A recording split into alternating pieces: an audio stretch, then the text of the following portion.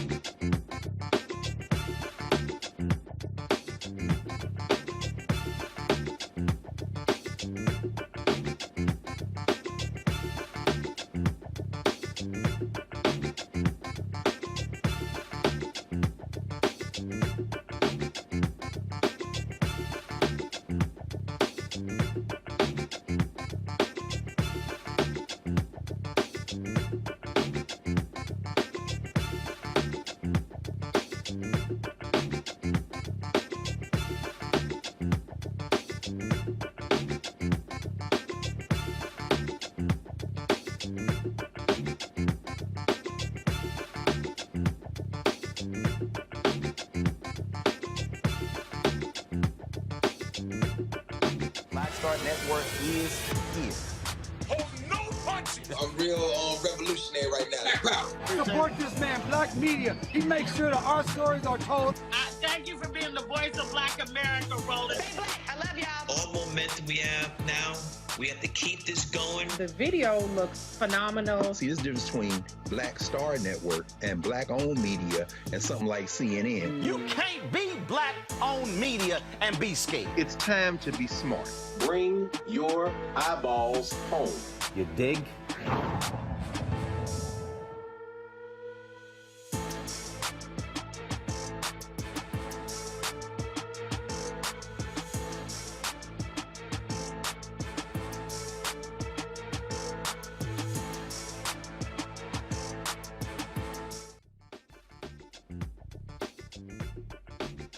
Today is Wednesday, April 20th, 2022. Coming up on Roland Martin Unfiltered, streaming live on the Black Star Network. An Atlanta social media cook is accused of blasting out personal information of people who questioned or disagreed with him. Putting out someone's personal information for intimidation or harassing purposes is called doxing.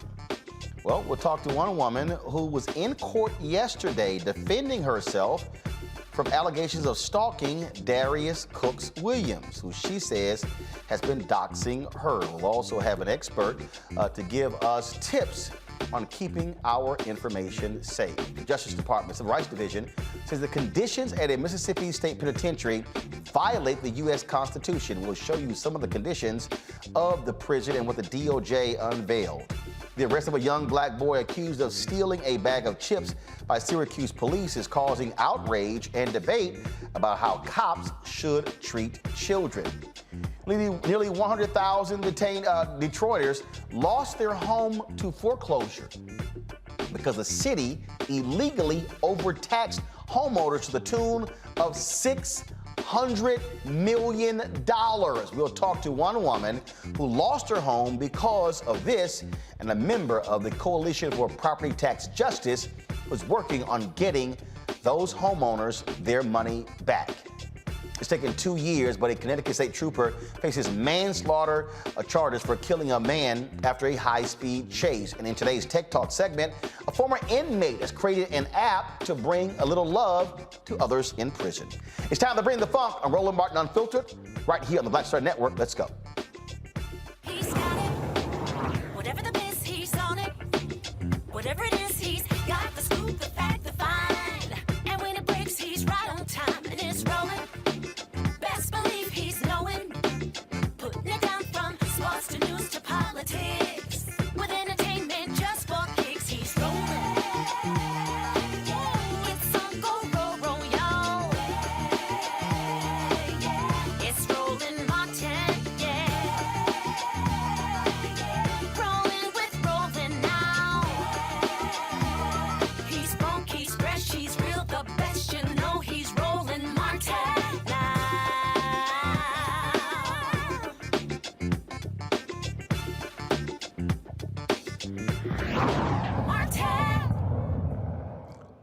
The Justice Department Civil Rights Division says a Mississippi prison violates the U.S. Constitution, specifically the 8th and 14th Amendments. The notorious Parchman State Penitentiary is accused of routinely infringing the constitutional rights of people incarcerated by the following: failing to provide adequate mental health treatment to people with serious mental health needs, failing to take sufficient suicide prevention measures to protect people at risk of self-harm, subjecting people to prolonged isolation and solitary confinement in egregious conditions that place their physical and mental health at a substantial risk of serious harm, and failing to protect incarcerated people from violence at the hands of other incarcerated people. Man, them folks took us out of 29, man. MSP 29, man. Put us in 32. Condemned. Been condemned 10 years, man. Look at the flow, man. And they just how much time? Man. Look at the flow. All the time? flow, man. Thank you. What happened yesterday? Mildew everywhere, man, on the thing. Ain't no running water, mildew everywhere. Paint coming out the wall, bro. Right. Mildew everywhere. He didn't show up. He was on like Black mold, man. That's He was on who? online. Got it. Yeah, man, look at the paint, bro. Look at this condemned, bro. We ain't got no running water. We ain't ate. And we ain't ate in 10 hours, man. We ain't ate nothing, water ain't working. Get cold as a man. Look at all that black mold, man. Ain't nobody got no mats. No mats, bro. We sleeping on straight concrete, man. No mats. Look at these guys. No mats, no power. No power, none of that. Water everywhere, man. Water everywhere. No running water, man. No running water, period. Spiders all in the same. Look how old this no mat, man. We ain't got straight concrete, man. They took all our food, no hygiene. We ain't got no hygiene, no toothbrush, no running water. Ain't none of that. Look at the water on the floor, man. Ain't nobody here. You wanna walk up? Look at all the water on the floor, man. We ain't got no phone to call out to nobody. We can't go to wild phone. Look at the mold on it, man.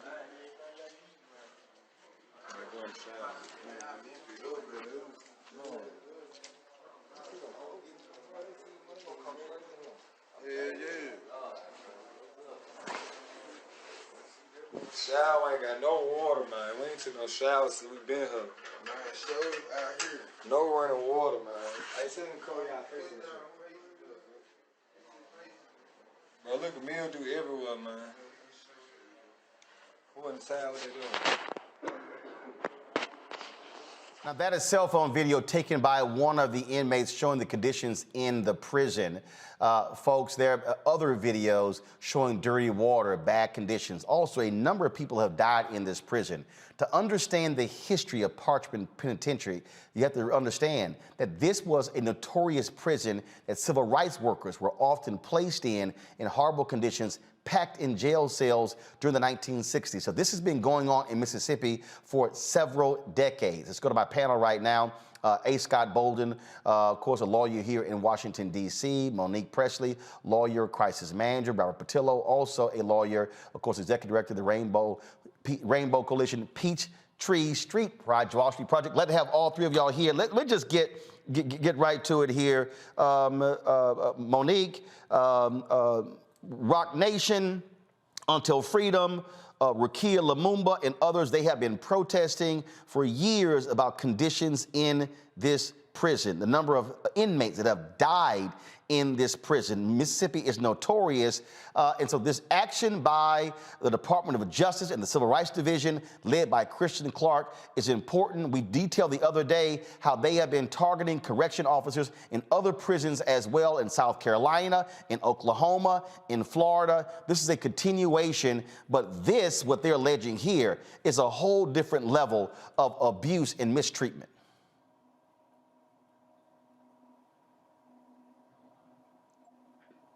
Okay. Absolutely, it's deplorable. There's no excuse whatsoever for the conditions that we just looked at and more. And it is a violation of every single person who's detained. It's a violation of their constitutional rights. I applaud the leadership of Kristen Clark and the Department of Justice. And as I tweeted out earlier today, this is why voting matters. This is why representation matters. This is why when you have people elected in office who actually care about the humanity of conditions for all those who are under the control of the federal government or the state government, then you get different results. My only concern is what will actually be able to happen and how far the government's reach will be in terms of bringing about corrective change. This is just, again, this prison has been notorious, Scott, for their abuse and mistreatment. It is as if the government of Mississippi doesn't give a damn about what happens there. Governor Tate Reeves, again, just utterly ridiculous in terms of how they're dealing with inmates there. And this action by the DOJ has to happen to put these folks on Front Street with their treatment. Well, it's the first step but it's not the last step. And Roland, let me be real clear with you. The only thing unique about Parchment as a state penitentiary is that it's still open. I can give you Moundsville from West Virginia, where Jimmy Gardner spent 27 years wrongfully charged. That's closed now, but there's several others. Stateville in Joliet, Illinois, where I grew up, was just recently closed in the last 10 to 20 years. And so Kristen Clark and her team can go to every state, especially across the South, but even in the Northeast and the West, and find these state penitentiaries that are in deplorable conditions because Republicans and Democratic elected officials believe that it shouldn't be a country club. Well, but it ought to have human decency standards. And so I'm really not surprised at this report. She can do 49 others, if you will. The reality, though, is they're either going to shut Parchment down, or they're going to rehabilitate it, or they're going to move the prisoners when they redo it. And then you got to remember, the private prison system, penitentiary system, would love to take over this facility or move these prisoners to one of their updated facilities. And then the horrors of Parchment just sit there. In Stateville, for example, it's a museum, if you will. They've done absolutely nothing with it. And it's a tourism attraction. And so we got to not only be cognizant, but vigilant and continue to put the pressure on these state penitentiaries to not only do better, but to figure out what to do better as we move forward, whether you move the prisoners out or whether you fix these prison systems, or better yet, at least to our elected officials, build another prison. They have whole towns set up around these prison systems. You know, Robert, I think about that Robert Redford movie, Brubaker. That was about a prison in Mississippi. It was fictitious, but some say in many ways it was real. And to Scott's point, this attitude in America, oh, the hell with these people. They don't deserve to be treated like human beings. I grew up in Texas, and I can tell you, sure, I know the names of Supreme Court justices, but I'm gonna tell you right now, I don't know the names of many federal judges. But would you know who's stuck in my head? William Wayne Justice. Literally, his last name was Justice. Why is that name stuck in my head? Because William Wayne Justice was a federal judge in Texas who ruled about inhumane conditions in the Texas prison system. He literally oversaw the Texas prison system for more than 20 plus years. I grew up reading the newspaper, watching news in Houston, and it was always Federal Judge William Wayne Justice. To Monique's point about voting, those are appointed judges. This action here is the Department of Justice. The Biden Department of Justice, they're there. Kristen Clark is there because of how we voted. So when people talk about, oh, Biden hasn't delivered on this, hasn't delivered on that, I bet you this, if you got a loved one in the Parchment prison, you damn sure glad to see Kristen Clark leading the Civil Rights Division. If you got a loved one in a South Carolina prison or the Oklahoma prison where they just got convictions of correctional officers, you are glad to see a Kristen Clark leading a Biden-appointed Department of Justice. And so people need to understand when we talk about elections and them having consequences, this is a perfect example.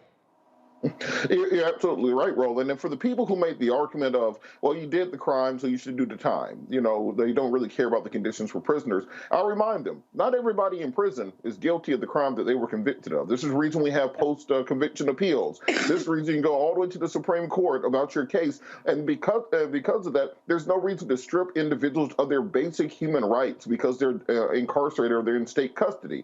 Beyond that, let's look at the way that we preach human rights around the world. We'd say that China is violating human rights, that Russia is violating human rights. What does it say when this is how we keep individuals, American citizens in this country, who one day will be released, who one day will return to society, knowing that this is how society treated them when they were at their lowest points? The purposes of punishment. Our purposes of punishment in this country should not be simply to torture people while they're incarcerated. It should be to rehabilitate them, to give them new skills, to make sure that when they return to society, they can be prosperous members of such. So when you say you did the crime, you do the time, you fundamentally misunderstand the purpose of our prison systems. We're not in a medieval star chamber any longer. We're supposed to be in an advanced 21st century, first world country. And because of that alone, we should be fighting for that. So we have to understand that the only difference between this prison and many others is that the people in custody had cameras that were able to live stream this thing. This is pervasive around the country. There's small state prisons way off the highway down in the middle of nowhere.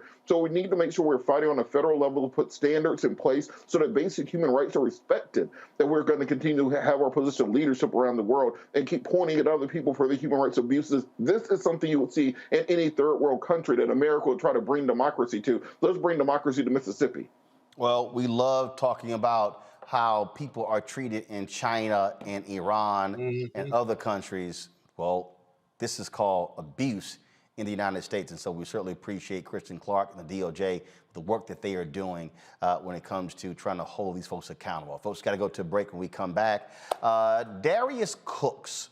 A lot of folks follow him on social media. He does various dinner parties.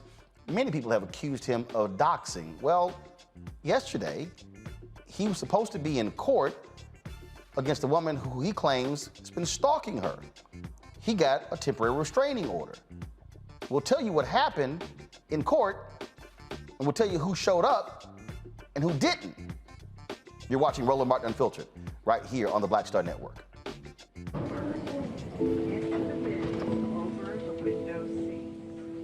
These are the only bins that will accommodate larger roller doors.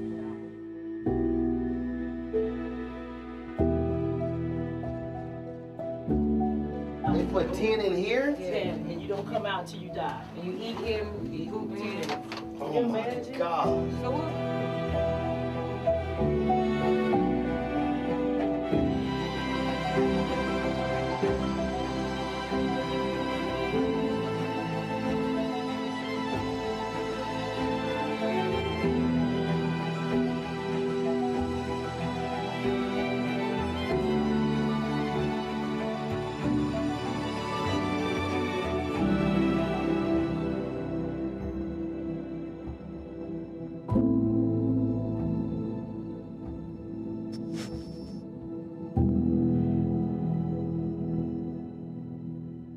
Deborah Owens, America's Wealth Coach. And on the next Get Wealthy, you'll meet Jandy Turner, who took her love of sports, expanded her network, and created a thriving business. I settled on developing a golf event planning business, which in and of itself has been very viable for me. One of the things that I've learned from producing hundreds, if not thousands, of golf tournaments is that business gets done on the golf course. All on The Next Get Wealthy, only on Black Star Network. Pull up a chair, take your seat. The Black Tape with me, Dr. Greg Carr, here on the Black Star Network. Every week, we'll take a deeper dive into the world we're living in. Join the conversation only on the Black Star Network. I'm Chrisette Michelle. Hi, I'm Chaley Rose, and you're watching Roland Martin Unfiltered.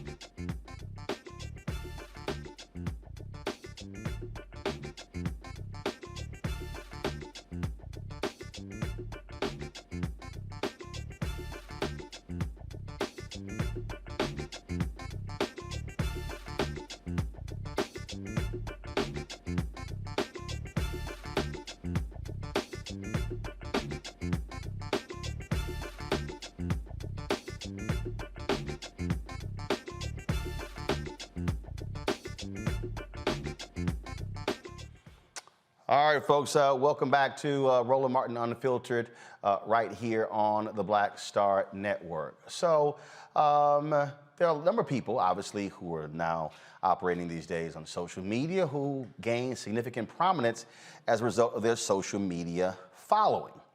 One of those folks is Darius Cook Williams. He is a chef. He sells products, has gotten a significant following. on Instagram, Twitter, as well as Facebook. People are buying his products. They are attending various dinner parties that he presents all across the country as well.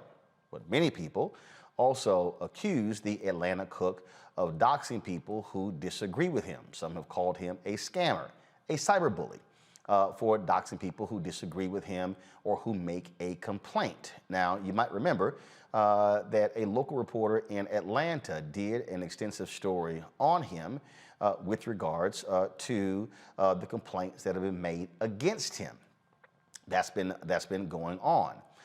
Again, that was Atlanta Fox 5 reporter Randy Travis. And he actually confronted Darius about the allegations against him. This was some of his report from a couple of weeks ago. So why are you putting the names of your critics and their personal information online? You don't see that? Yeah, I've seen the actual clips. Let me call my lawyer. Yes, please call someone. Help us understand why you're doing this on your social media pages to people who complain about you. We got her kids on there as well, kids' information. I put it on my Instagram. And it has been a living nightmare. A self-taught cook, Darius Williams has built an impressive online presence, not just through his website, Darius Cooks TV, where he sells cookbooks and cookware mixed in with his cooking videos, but also on Twitter, Instagram, and Facebook, where he claims 1.5 million followers. He also sells seats for 7-course meals called Dining with Darius, like the one we visited, held in various cities across the country. Williams often goes live multiple times a day to talk about food, and sometimes brag about background checks followers send him about his critics. I can tell you who got the speeding ticket. I can tell you who moved from what state to what state. Now, yesterday in an Atlanta court, there was supposed to be a hearing where Darius Cooks Williams was supposed to get a restraining order against my next guest. He said that he had gotten a TRO, a temporary restraining order, against her, and so they went to court yesterday. She showed up. She says he didn't.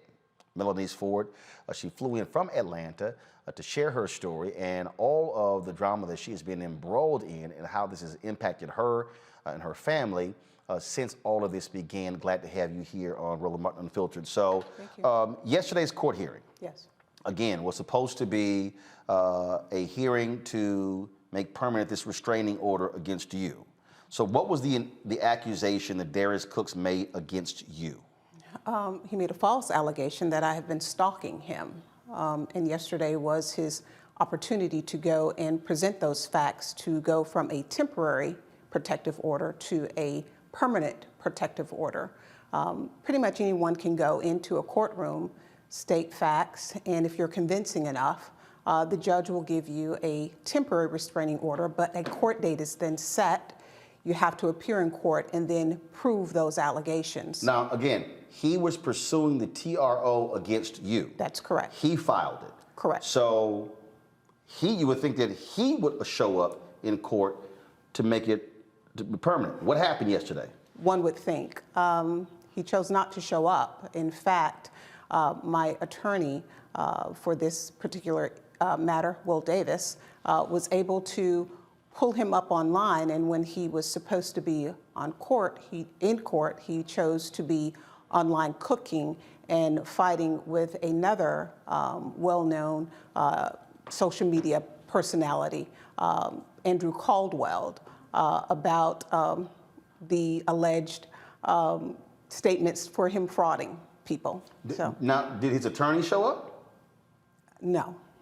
So you go to court. Yes. No one's, again, this is a temporary restraining order that he sought against you. Correct. And he doesn't show up. Correct. And no one from his side shows up. Correct.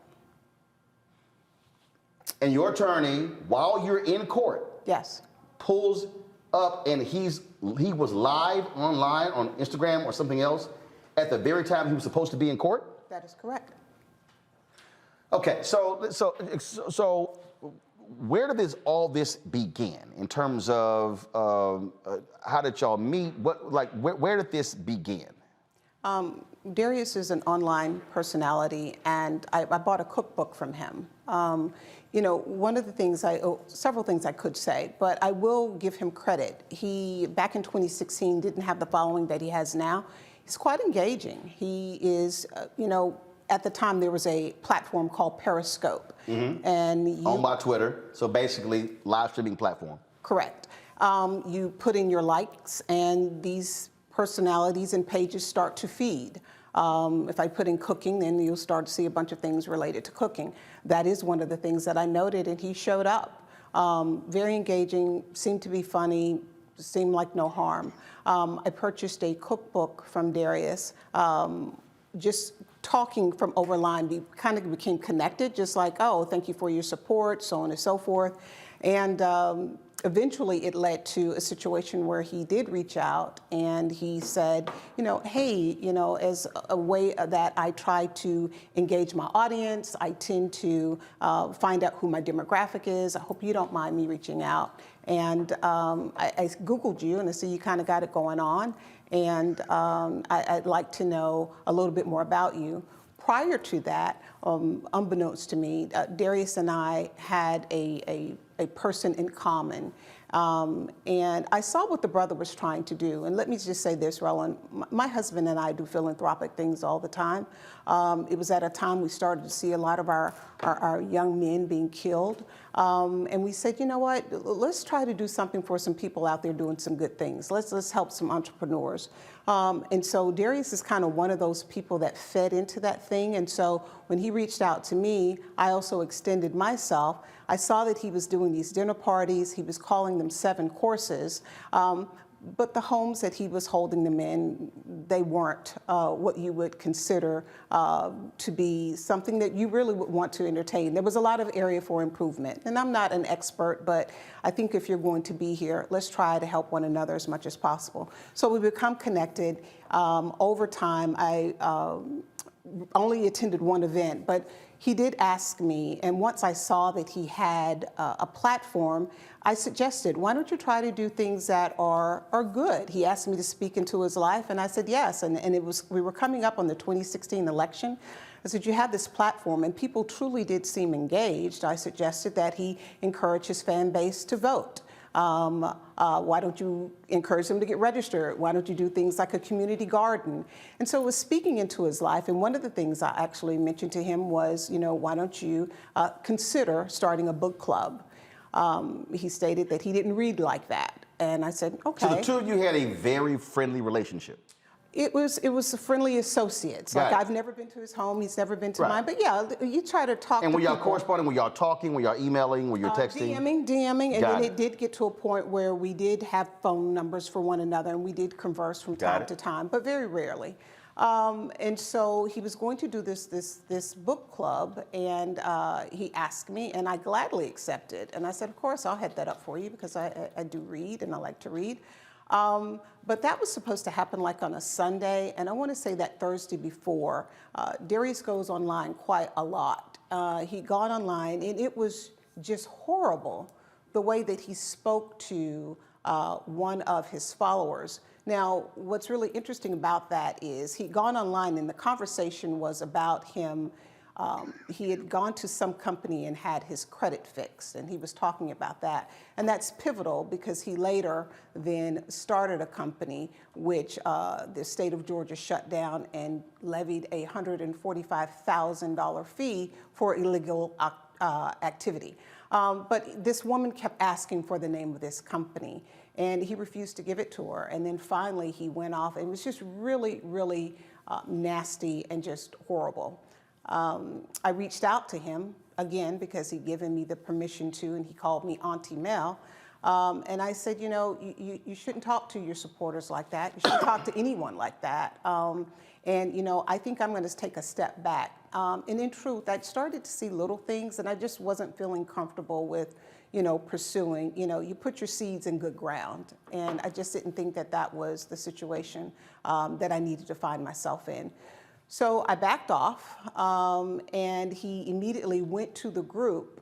And at that time, Roland, online, I was known by my business name, my moniker, Agate Adorned. He called me Auntie Mel because obviously— Say it again. Agate. Agate Adorned, got it. Adorned. Got it. He knew my name, obviously, because he'd mailed me a cookbook and we'd started to converse back and forth just very lightly. But when this happened and I spoke to him, he went onto the book club page and then gave my full name instead of what people normally knew me as, Auntie Mel or Agatha Dorn. He made a statement that said, well, Melanie Ford will no longer be heading up the book club. And then someone made a comment that said, well, Darius is always in some SHIT. If he can't get along with Auntie Mel, he can't get along with anyone. Well, he didn't like that. And so he decided to up the ante. And then his story then changed to, well, the real reason why I am not dealing with Auntie Mel or Melanie Ford is because he had been receiving death threats and hate mail, and that he had traced my IP address and determined that I was the individual that was sending him these threats. Roland, that is a lie. I've never done anything like that. I wouldn't do anything like that. But as a result of him putting out that lie, I was swatted. I had hate mail. I had hate emails. People found my profile. It was absolutely horrible. So much so, one of his followers found me by the information that he had put online and called my phone number because he gave my name, my full name, my address, and other pertinent information. Found me, called me, read to me not only my address, but get this, the address of my parents, and told me they were going to find me and F me up as a result of what he had alleged that I had done to him. Again, this is not true. This is not true. And again, he has alleged that you were. This was a tweet that he sent out. Let me just double check here. This was on March 17th. March 17th. And he says, Melanie Ford stalking me in the bushes after putting a T-shirt on my car. Yep, call the police. Yep, getting a restraining order. And unlike them, I'll let the judge handle Georgia Statute 16-5-9. Let's go. Now, if you see here further, folks, I'm going to pull up another tweet here where he says here, he says that he was granted. Let me zoom in for the folks. He said that he was granted a temporary order of protection against you. This says this includes any mention of my name on social media without my consent. If you observe, my DMs are open for screenshots. And he puts the protective order. And then it says on here, has a judge's name. It was so ordered on March 23rd. You and your attorney say y'all never received that. No, I was never served with that, but I became aware of it because he posted it all over social media, and because I do not hide, I showed up at court. And so, in looking at this here again, he said that in terms of, and you look at, again, you put your name in, you will see a number of these tweets, folks who support him, people who making other allegations. But you would think that if he sent a tweet out on March 23rd saying that you were stalking him and he got a TRO and then said this is going to be handled in the courts, why would he not show up? Just so folks know, I had sent Darius a tweet. So first of all, folks had sent me various tweets saying, hey, you should be covering this. And one of the things that I explained to people is that there are a number of people who have made allegations. Some say they were cheated out of products, out of money. And I actually sent tweets to him, and he said, well, if they have, they should sue me. And I said, you should come on the show to discuss this. I extended an invitation for him to come on. He didn't respond. He follows me on social media. And so you see, I just tweeted this. Hey, Darius, I'm live on Roland Martin Unfiltered. And I said, she says you didn't show up at yesterday's court appearance. Why? You filed the TRO. Why'd you fail to appear? Hopefully he actually responds during the show. This has been an ongoing battle, going back and forth, back and forth. You said it's caused you significant pain, the constant the threats, people from him. You could have easily tried to say, you know what, let me just drop this and move on. Sure. Why did you say, no, I got to go even more public because of what's been happening? Well, unfortunately for me, I did do that. I'm in a position that this is not me. I am not on social media like that. If you can find my page, which I've gone to great lengths to make sure that certain things aren't found, but if you find my page, which my Instagram is public, you will see nothing but positive affirmations. The few tweets that are, the few things that are there are positive, flowers, so on and so forth. My Twitter, which I had to literally dust off because I had created it and not used it, has been one where I've told my truth about my experience with Darius. And to your question, why have I've done this? I had no choice. This man has put me all over 3 platforms, calling me a stalker. Before that, if you Googled my name, you would see philanthropic acts, things that are positive, you know, the boards that I sit on, positive things. Now, the first thing you Google, it says that I am a stalker. He took one snippet of a video and then labeled me as a stalker and put it on there. So let's talk about why I was there. You mentioned Randy Travis, an investigative report. He had no idea that Randy Travis knew I was there. I've never followed that man. He got online and presents these facts as if I have been following him all around Georgia and has told that lie. So again, when it came time for him to prove those facts, he chose not to come.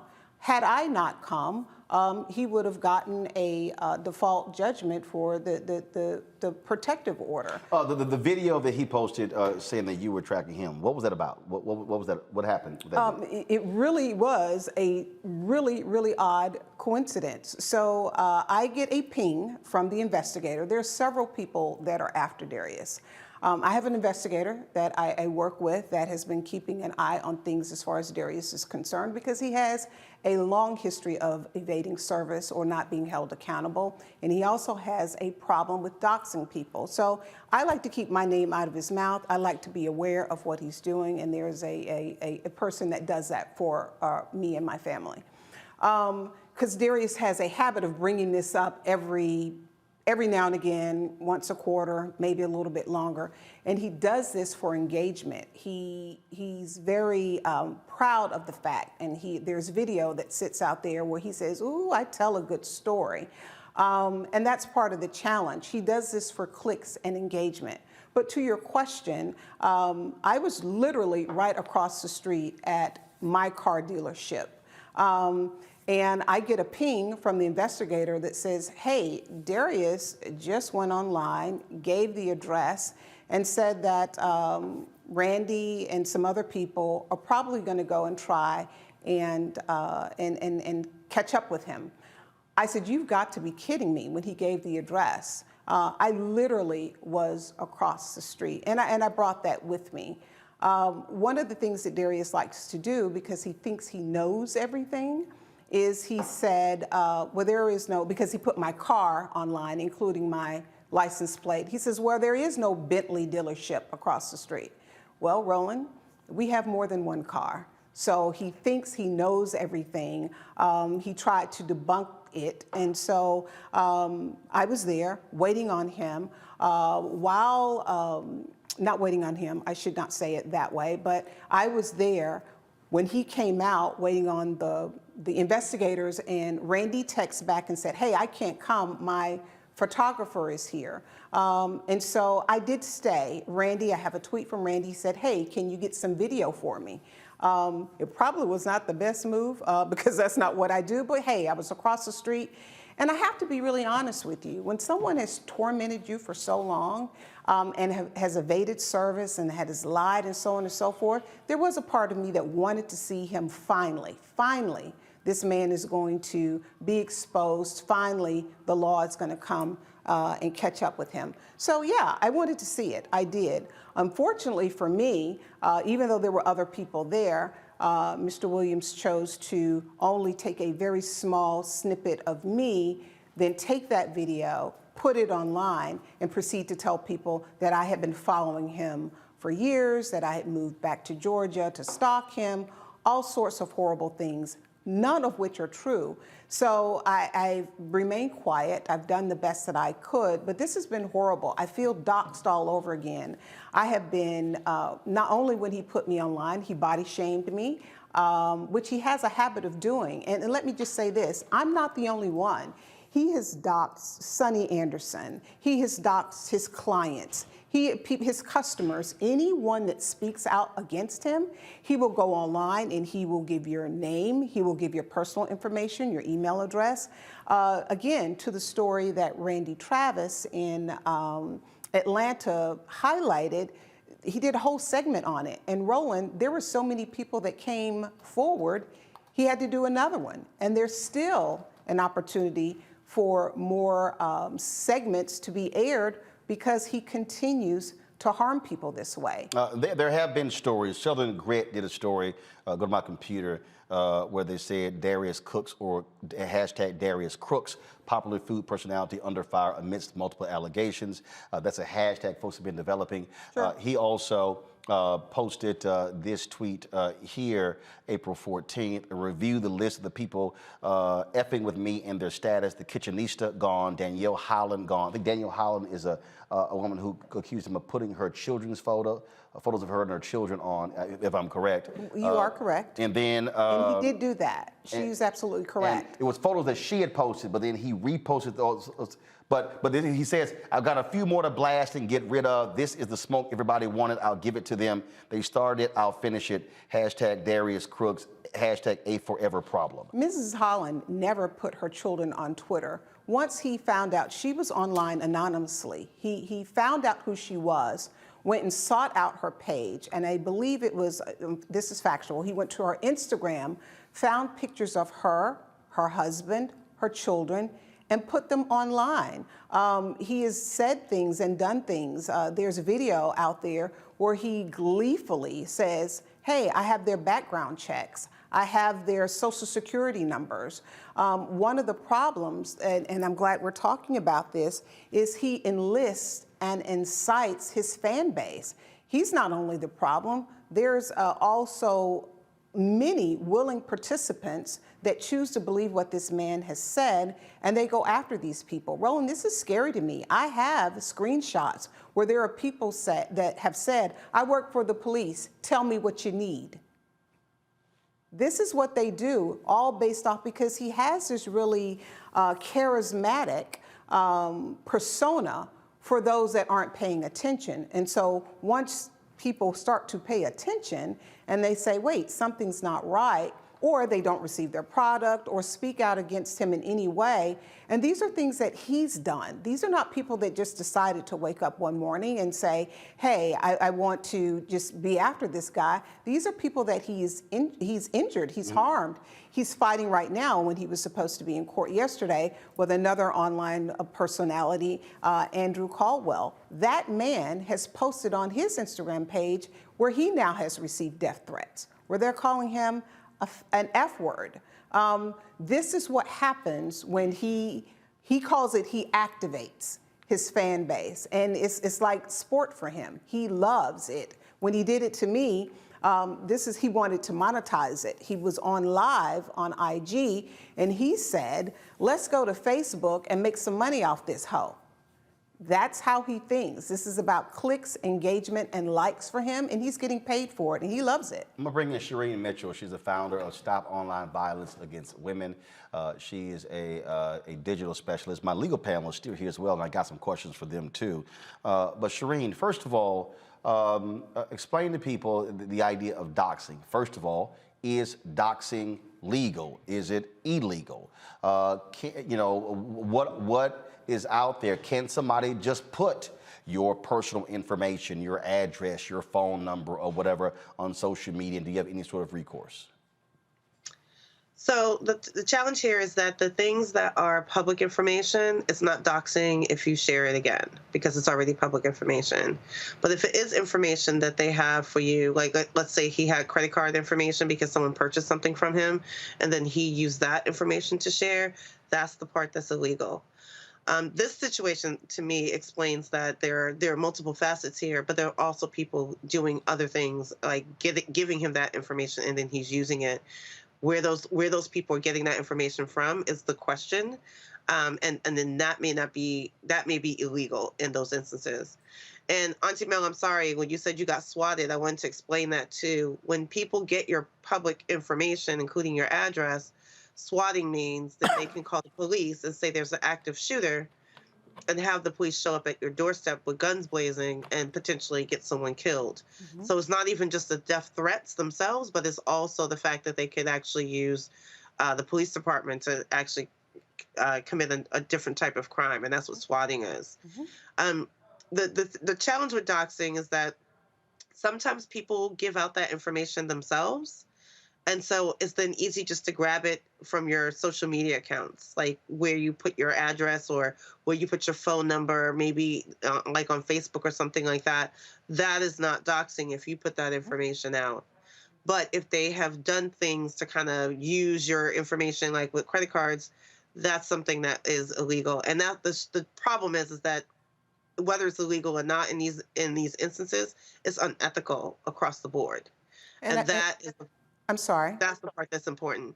And I will say, in my case, and I can only speak for myself, I did not have that type of situation. I've always been a very private person on social media. So unless he broke into or hacked, which that wasn't the case, he said that he had my information, obviously, from when I purchased a cookbook. So putting my first and last name out there and my phone number, and you all are not, obviously, because it's a spider web. There's so much online at the hashtag Darius Crooks, where he has just put people's information out there simply to activate his fan base, if you want to call them that, to harm people. There is no reason for him to put out anyone's social security number. He's had his previous baker, Palma Arthur, who came out and said things about the way he ran his baking company. He put her pay stub online and posted it. It had her social security number, what she made, and her address. Why is that okay?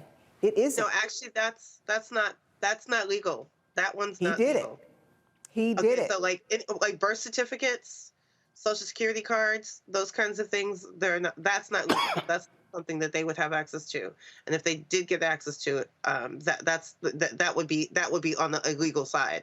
So that's what I'm saying. Like, we have to be really careful about which parts are illegal or not. So for example, people who own homes, in many instances, your home is listed as in a public file because you own the home. Sure. And sometimes it's easy to connect. And that is where your address can come from. Right. That's public information. But like a pay stub or a tax return or a birth certificate or social security card, those are things that people have the right to like actually have a case against the person, because that's illegal. And you made a good point, and I am very well aware, and that's been part of the challenge, is because some of this isn't illegal somewhere in a lot of places. Some of this teeters on just unethical or cyberbullying, but I think I hate to speak to people, but I think we could all agree that it's just not okay. If your viewer or your follower doesn't have access to my address, but for you giving it out, they weren't thinking about my address, but for you giving it out, and one says, hey, it's time for me to enlist you, this is what he does. Again, he's done it to Sonny Anderson. He's done it to Angela Davis. He's done it to the Hollands. He's done it to numerous customers of his, and it's just bad behavior. And the other level of this, which makes this very, very disheartening, his fan base is largely, I would say 99% of the very people that he's attacking. So he's having... meaning black women. I'm about to say it. Other black women attacking other black women, and they ask no questions. I responded to someone on yesterday, and generally I don't, but someone tweeted to me, she says, "You are an old black bitch." And I found that very interesting. And I said, do I even know you? Like, what have I done to you? Why are you so angry at me? These are his followers. They feel like I have, by telling my truth of what this man has done to me, that I'm doing something wrong. But I've made clear to them, especially the ones that come out and say that I'm in law enforcement, so on and so forth, they are being, every live that he is on, there are other people monitoring everything that he does and that he says. And so when they want to be big and bad and say things like, hey, I work for law enforcement, tell me what you need, when they want to threaten you with harm and things like that, okay, you might want to rethink your motives here. I just don't understand how, and I guess the ones of us who are logical don't, why there are people, and it's a bit of a naivete, but I guess it depends on the way your life is going, which you would wake up in the morning, seek out a stranger, and threaten them for no reason. It's pretty ridiculous, and he does it for sport. Bring our attorneys in right now, because I posed this question on social media, posed it to him and to others who were tweeting me, that if people accusing him of fraud, are they suing him? You know, has any charges filed against things along those lines? You talked about the $145,000 penalty that had to pay. Let me start with you, Robert. You're there in Atlanta, Georgia. And again, there are a number of people who have been tweeting me, commenting and saying, oh, this person has to be stopped. But the reality is, being rude to somebody on social media is not illegal. Cussing them out is not illegal. And so, but as an attorney, I do want to get the thoughts of you, Scott and Monique. If someone says, I'm taking a TRO out against someone, and then this is going to be handled in the courts, and they don't show up to the actual court date, what are your thoughts on that? Well, a couple things. One, I actually interviewed Darius Cooks on my radio show probably about 6 years ago. Might have been 5 or 6 years ago before he blew up on social media, along with him and Chef Lindsay Collette from Collette Caterings. And just as was just articulated, he actually went on Periscope Live during the radio show. It is his own show in the studio during the show that he was supposed to be on. So I'll post a clip on Twitter. It actually ended up being hilarious. But he's a narcissistic individual. And because of that, he's had many of these run-ins. I think there was a scandal a few years ago where he was doing fake credit repair for people and got sued. His restaurant got closed down, those sorts of things. I think there were 2 restaurants that got closed down. Yeah, two restaurants that got closed down. 3. So, 2 in Atlanta, 1 in Chicago. Yeah, so he maintains these online scams, preying on the hearts and minds of his followers, and even just it was just articulated after our show, because we tend to ridicule people when they act up on our show. He actually went on Periscope Live to talk about me and our producer and some of the other guests after the show. So this has been going on for a long period of time. Now, legally, when somebody talks about you online, that's just talk. But once they get into this place of making threats, either violence, threatening to release personal information, well, that's where you can actually file a criminal report against this individual. And if they do release improper or censored information, personal information that is privileged, that absolutely, you can report that to the Georgia Bureau of Investigations or to the Federal Bureau of Investigations for them to look into it, particularly if you have multiple individuals who are involved in this. So I think people have to understand that this is not high school. We do not just play the dozens on Snapchat or on Instagram Live. These are grown people issues, and you cannot be playing around with their personal information. So I would suggest other individuals who are who have experienced this to contact the some legal representation, and then find out the process for filing criminal complaints if it continues. Monique, your thoughts, assessment, and first of all, Melanie's. Y'all got a continuance? Yes. I'll see him on May 17th if he shows up. So you didn't want the matter dropped? I did not. I want him cross-examined. So one of the things that people need to, this is part of the challenge to what your guest just said. You have individuals who said, okay, I'm out, $50 for a cookbook, I'm out, he didn't give me this refund, so on and so forth. They choose to walk away. I was the same. Roland, my life is bigger than this internet stuff. I have real things that I'm doing with my life and trying to be a good force in this world. I have had the opportunity and been blessed after so long to come back home, and I'm making new relationships and so on and so forth. And so now where I sit on boards, my husband sits on boards, we're trying to do beautiful things. But now when I meet people, generally when they're curious about you, and you know what I'm trying to say, what's the first thing they do? Google you. They Google you. Now, the first thing they're going to find about me, again, instead of philanthropic acts and good things, the first hit now is, there she is, the stalker. And now I've got to try and explain that. I was laying in the cut, minding my own business, working with a reporter, partnering with a reporter to help expose this behavior. And unfortunately for me, he is very crafty. He took a snippet of a video, just me, didn't focus on anybody else, just me, and turned that and placed it online and created a narrative that has been so devastating and so harmful that I have no choice. He outed me. I have had no choice. And I'm not the first, and I'm sure I won't be the last. And so when people came after you, I thought that was so unfair because they had no idea of what you were doing and what you were trying to do and what you were prepared to do.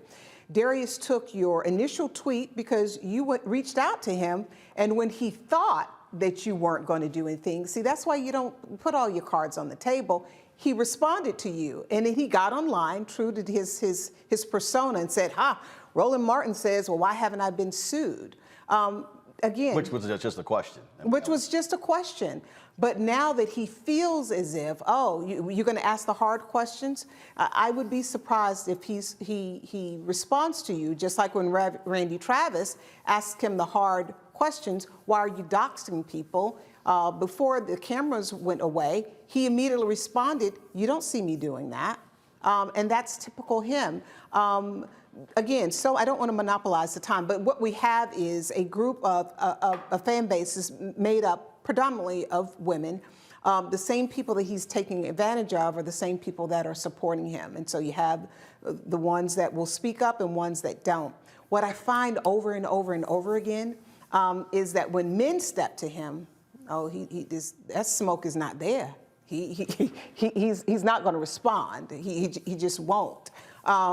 And so it is a cowardice. It is a mean-spiritedness. And while I recognize that it's not illegal, this is what he counts on. He counts on charging just under the amount that makes it a felony. He does things just to get by.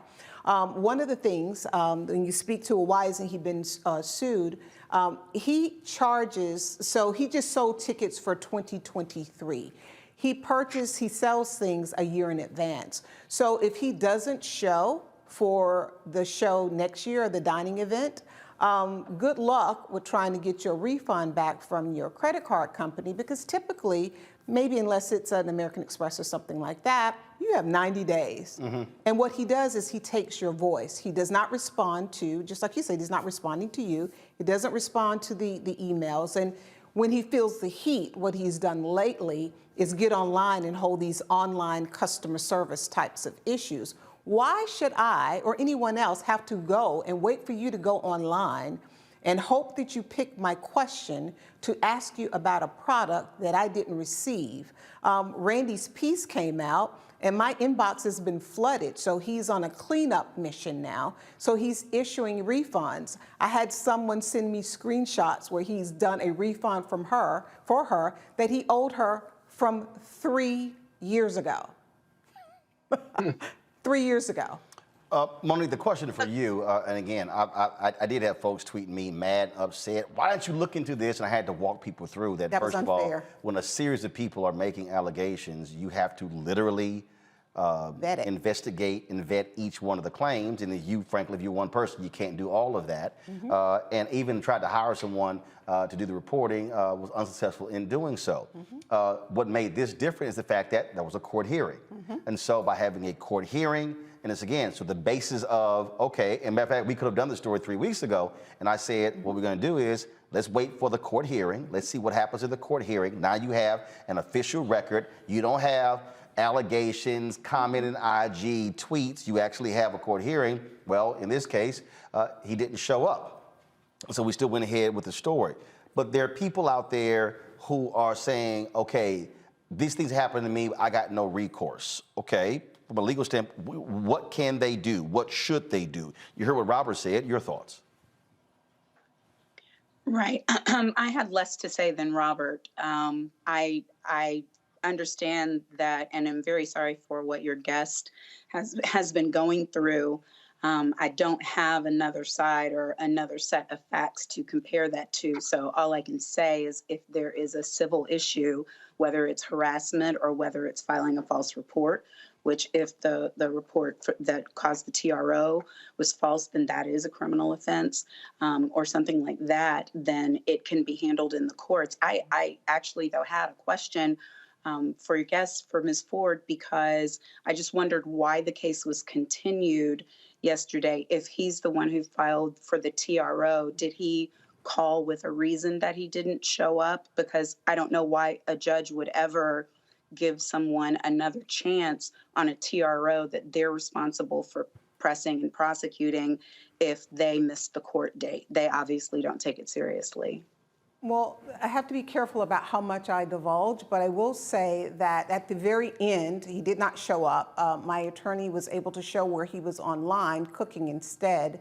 They did reach out to him, and he had to appear via Zoom, and he said that he initially told them that he wanted to drop the matter, and then the judge was quite upset that he was not there. He asked him why he was not there, and Mr. Williams then proceeded to blame the court for mixing things up. That did not sit well with the judge. So the judge did say, well, are you going to show up? Is this something that you want to pursue? And he said, well, yeah, kind of. And I said, I'd like to pursue it because it is important to me to get this man on the stand because there are other items at play, and I have to be careful about what I say. Getting him okay, on I understand, but I didn't know before this question that they actually had reached him during the course of being in court and the hearing happening. So the continuance makes more sense in that light, because that's not the same thing as a blanket no-show where you're the only one there, he's not reachable, and the judge just extends it. So if he asked for another date and was granted one, then to that extent, that makes sense. And I certainly can understand you wanting to get your record cleared. Was the basis of the TRO request just on him being videotaped or being surveilled by you and by the reporter you were working with? Correct. But my attorney had seen, or I had heard from what he posted online, the facts in which he used to even secure the TPO are not factual, and I will say that. Okay, but you are the person who's on the video. I am. I absolutely am the person that is on the video. Absolutely. And so I think that it's it is legal we see people all the time who are taking videos of police when they're doing things because we are concerned whether they're doing it rightfully or wrongfully, and they're public servants, and that is lawful. But you can run into trouble doing things yourself, like surveilling another person, being on private property, being on public property, but using a scope lens.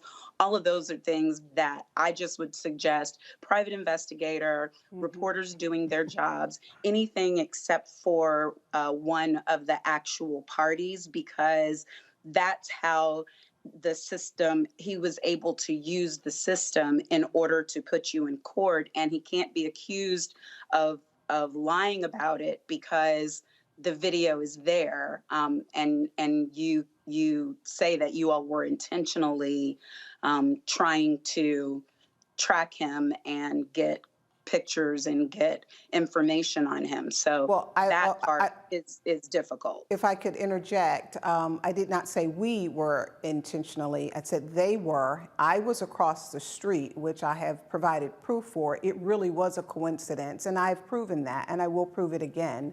I happened to be across the street. Strange coincidence. And then when I was notified, so were others. And so I did make the decision, which I later regretted, to go.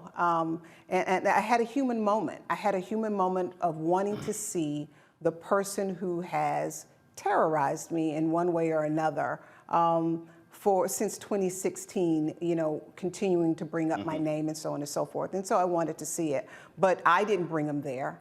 And I didn't follow him there. And so that's something that he's asserted and continued to assert.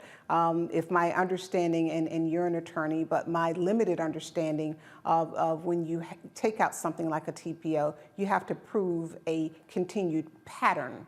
I haven't seen that man since 2017. I've not reached out to that man. So for him to go to the courts and lie and say that I have been stalking him, it just isn't true, and it didn't happen. He's had my name in his mouth over the years for engagement and likes. And what is a problem for him, I'm not the only one. He does this to a lot of people. Again, Sonny Anderson, the Hollands, Palmer Author. There's a list of names that I could go down. This is his motive, and this is his modus operandi. This is how he operates. And it's unfortunate because they're real lives. And to the other point, there aren't laws yet that says that he can't do this. If I wanted to leave this studio and go online and say, while I was in the studio, Roland Martin hit me upside the head, I could do it. Now, Roland is going to have to then take me to court and prove that that didn't happen, and hopefully get lucky enough to take this offline.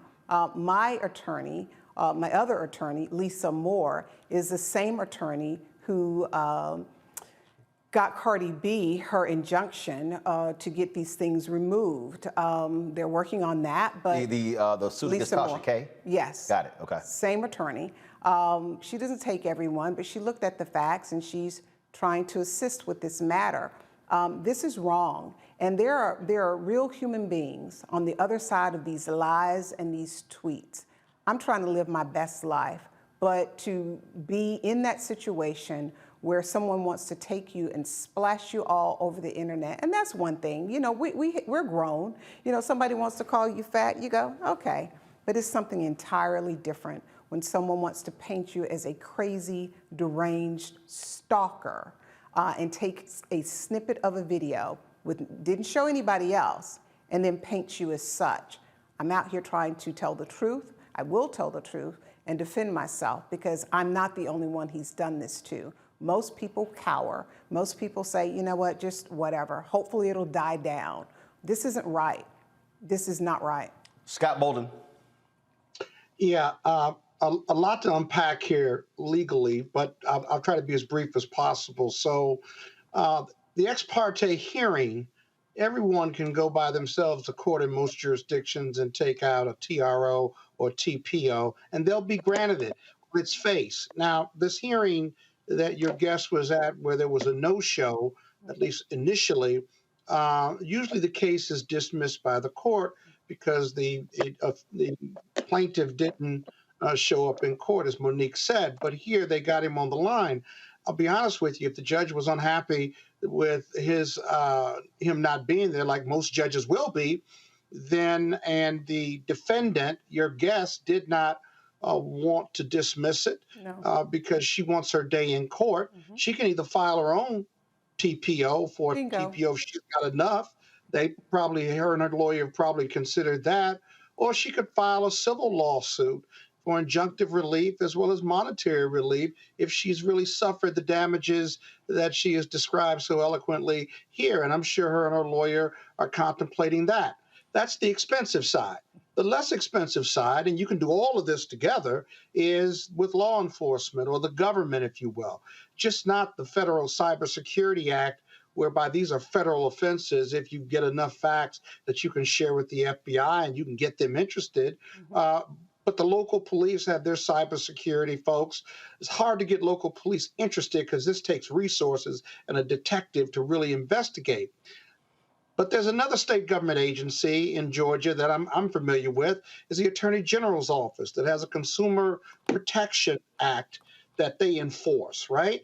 So if you get the Attorney General or for Georgia or the State Trade Commission or the equivalent of the Federal Trade Commission or even the Federal Trade Commission, you write a letter to them, register your complaint, those federal agencies and state agencies are required to investigate your complaint, and they will. It's less expensive than filing a lawsuit, but you can do these on parallel tracks so that then you have like a dragnet of civil and government interests and eyes on these bad acts and bad actors, right? And at some point in time, his world gets really, really small, right? Because there'll be a lot of enforcement, regulatory enforcement eyes on it, and there'll be a civil lawsuit. And so seems like you've looked at all of those options, I presume, because you've got great counsel. I know at least one of your lawyers. And so good luck with it. But being able to stop these bad acts is a noble effort, but it can be expensive. And the wheels of justice for your relief can move slowly.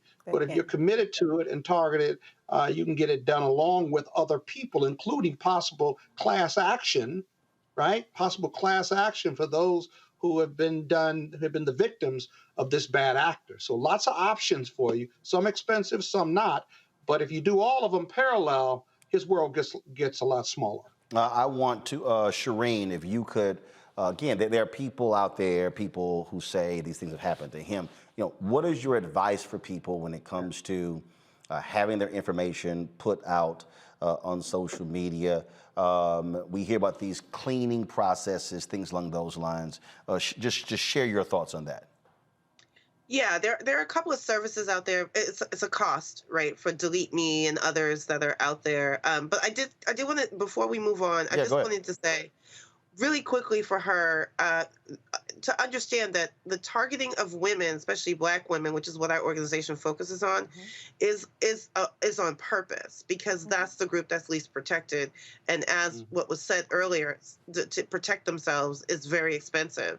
I do appreciate the class action aspect of this, because I think there's an opportunity that those women can come together and support each other and do this in that way for those who that have the resources. I want to name that because I think there are multiple opportunities where that could have happened before with others, that they would not be using this as a tactic. That he's not the only one that's done this. There are plenty of other social media influencers that do this kind of thing, especially when they're trying to discredit the people who are basically calling them out. So I just want to name that. And then I also want to name the fact that he gets away with it because his base includes other women. So he can say, well, I have women who love me. These are just women that don't like me. And that makes it really easy. So when she made the comment, your guest, Auntie Mel, I'm going to call you that, Auntie Mel. That's right. When she made the comment that he does not respond the same way to men. He never does. That's a tell. That's a really important tell about a pattern of behavior that can also be documented and used. So I wanted to name that in this particular case because I think that there's some other options here, especially if anyone else is watching this and they are also victims, that they can basically even kind of keep themselves anonymous, because sometimes people want to be anonymous but still be able to support these cases and maybe come up with a class action suit where your name doesn't necessarily get added in public. So I need that to be said and like to not move past that, because there are things people can do. Is what he's doing right? Nope. Is what he's doing unethical? Absolutely. But there's lines there where he's coming up across actual legal actions that others can take. So I needed to name that.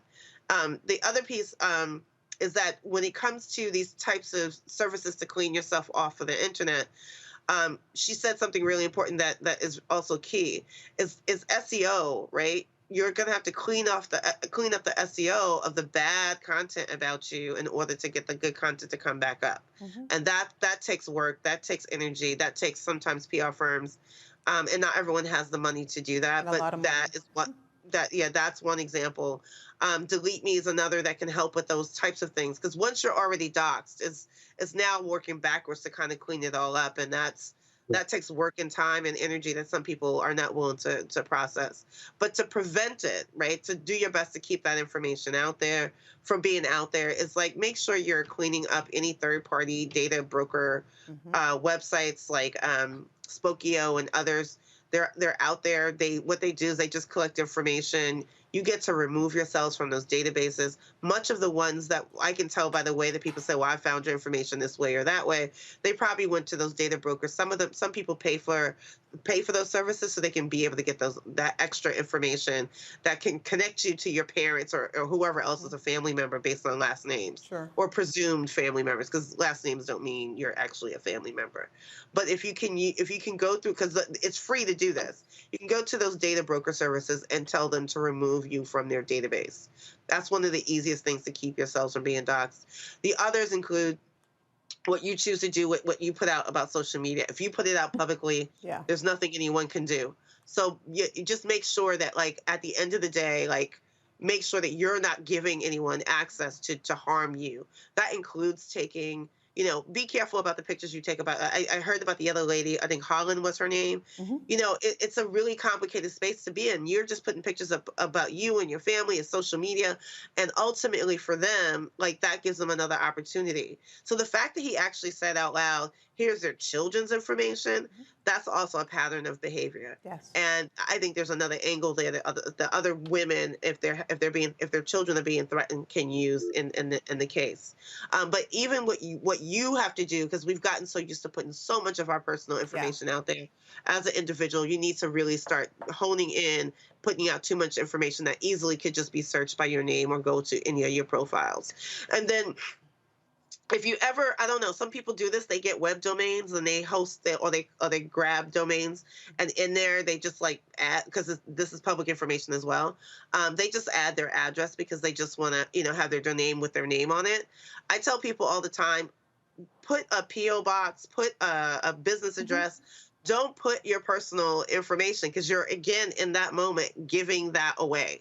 And I think sometimes people don't realize you're just grabbing a domain. You may think about it later. You may use it at some point. You may never use it at all, or you have an existing website. But if that has an actual real address where you live, that's another way that people can get it, and they don't have to go through any other services. That is also public information. And then the last thing, as always, we have a resource list. So if you ever want to see a resource of things that you can use, go to our website, which is stoponlineviolate.com/resources, that you can actually go look through other ways that you can help yourself sort of protect yourself from the things that you should, that will get you doxxed. Melanie's final comment. And Robert, go ahead. I'm sorry. Robert, go ahead. Well, I just real quick, I wanted to respond to some of the people commenting on online to this. Do not get goons. I've seen that comment over and over again. Handle this the legal way, through the court system, through law enforcement. I would not recommend finding You're saying no street justice. Yeah, do not get gooned by all means. But I would, however, recommend that you do. Georgia and I open carry state permitless. So I would recommend, just because when you have this many crazy people on the internet who now have your personal information, know what you look like, who you never know what deranged person there is out there. So join the Bass Reeves Gun Club, NAGA. They have classes every Saturday and Sunday for women. Go right down to Stoddard Gun Range. Kim Kimbrough will treat you nicely if you need to get trained. That part I do recommend you do, because I think everybody needs to make sure they can defend themselves. Y'all knew Robert. Y'all knew Robert. You knew Robert was going to go get a 10mm. You knew Robert was going to work guns. You knew he was going to do that. Why don't you just tell her to stop him on sight? Well, it ain't turn around and walk away. Scott, it ain't no difference than you showing your ass as a Kappa. Same thing. Something's going to happen every Wednesday.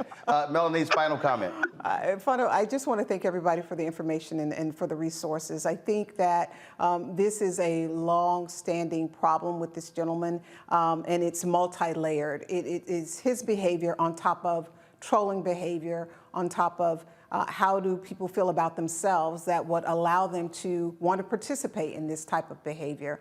And so I'm going to continue to do the good work, and I appreciate you having me here. All right, I appreciate it. Thanks a lot. And again, Darius Cooks Williams, you're more than welcome to come on this show to explain yourself, to answer these allegations. We'd love to ask you about not showing up in court yesterday, and especially look forward to May 17th when that next hearing is taking place. And so, Shireen, we thank you as well for joining us.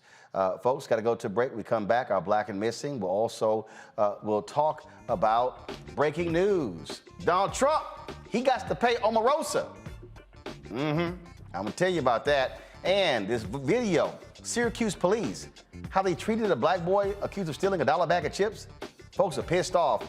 We're going to discuss that. You're watching Roland Martin Unfiltered right here on the Black Star Network. Don't forget to download our Black Star Network app. Our goal is to get 50,000 downloads by May 1st. Apple phone, Android phone, Apple TV, Android TV, Roku, Amazon Fire TV, Samsung TV, Xbox One. Also, join our Bring the Funk fan club where every dollar you give goes to support this show. Our goal is simple, to get 20,000 of our fans giving on average $50 a year. That's $4.19 a month, 13 cents a day. That's $1 million to allow us to do the reporting that we do, to hire crews, to send folks out around the country. P.O. Box 57196, Washington, D.C. 20037-0196. Cash App is $RM Unfiltered. PayPal is R Martin Unfiltered.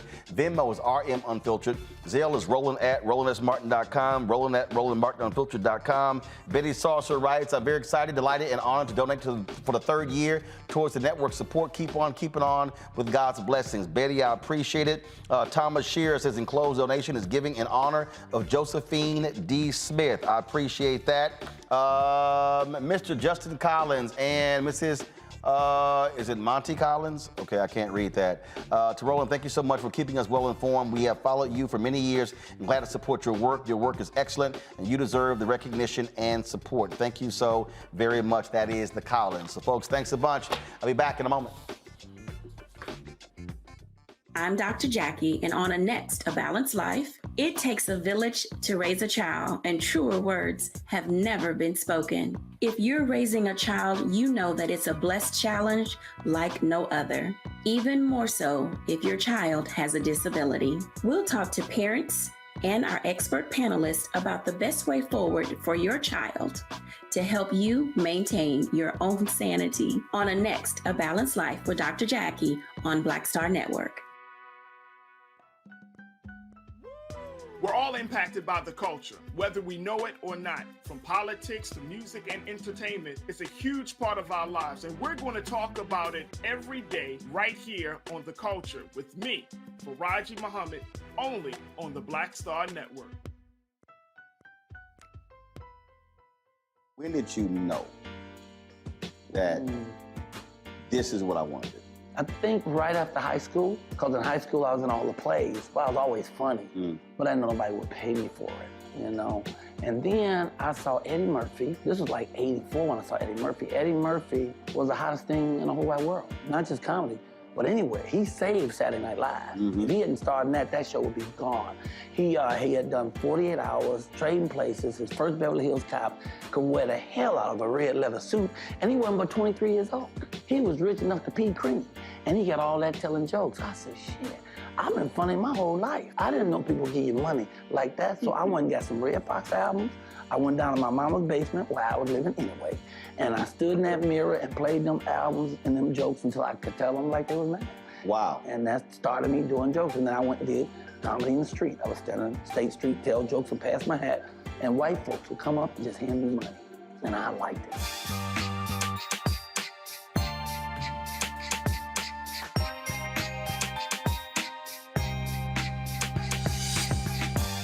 Pull up a chair, take your seat. The Black Tape with me, Dr. Greg Carr, here on the Black Star Network.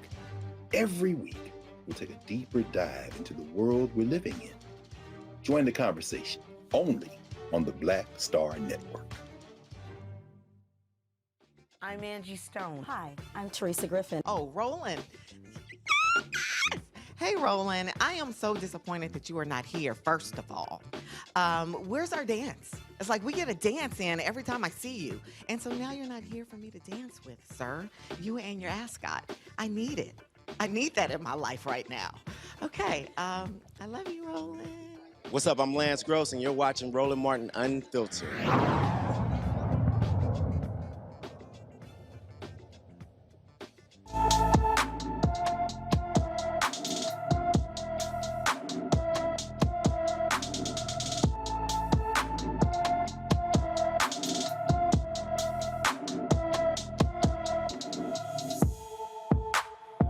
Trevion Gray's family has been looking for him since July 20th, 2021. The 16-year-old disappeared from Bethel Springs, Tennessee.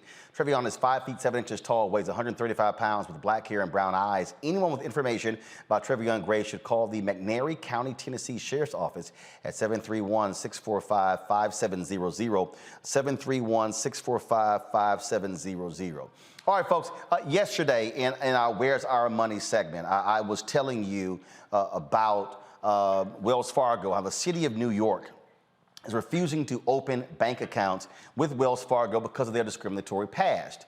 One of the things that we talked about here when it comes to housing, it is the issue of how we have been screwed in terms of lack of refinancing, lack of investments. But the story out of Detroit is absolutely crazy. The story breaks out how the city of Detroit literally, illegally was overcharging people to the tune of $600 million from 2011 to 2016. Nearly 100,000 homeowners in Detroit, mostly black folks, lost their homes as a result. They ain't got their money back. Yo, do y'all understand how crazy this is? The home foreclosure crisis in America led to black people losing 53% of all black wealth. I remember in 2007 and early in 2008 reading a Wall Street Journal article talking about the home foreclosures that were happening in Detroit. Many of these people were educators, or they worked for the city, or they worked for the county. They were government workers. Many of them teachers as well, folks making $70,000, $80,000, $100,000. But all of a sudden, these balloon payments, these large payments, they began to lose their homes.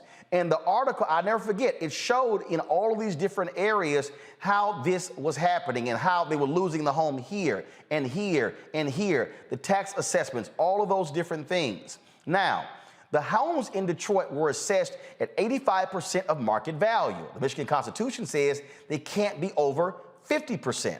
The Coalition for Property Tax Justice, they work with those impacted by the city's overtaxing. Sonia Bennett is a member of the Coalition for Property Tax Justice and community legal advocate at the Detroit Justice Center. And Kim Hunter from Engage Michigan joins me from Detroit. Glad to have both of y'all here. I still got my legal panel as well.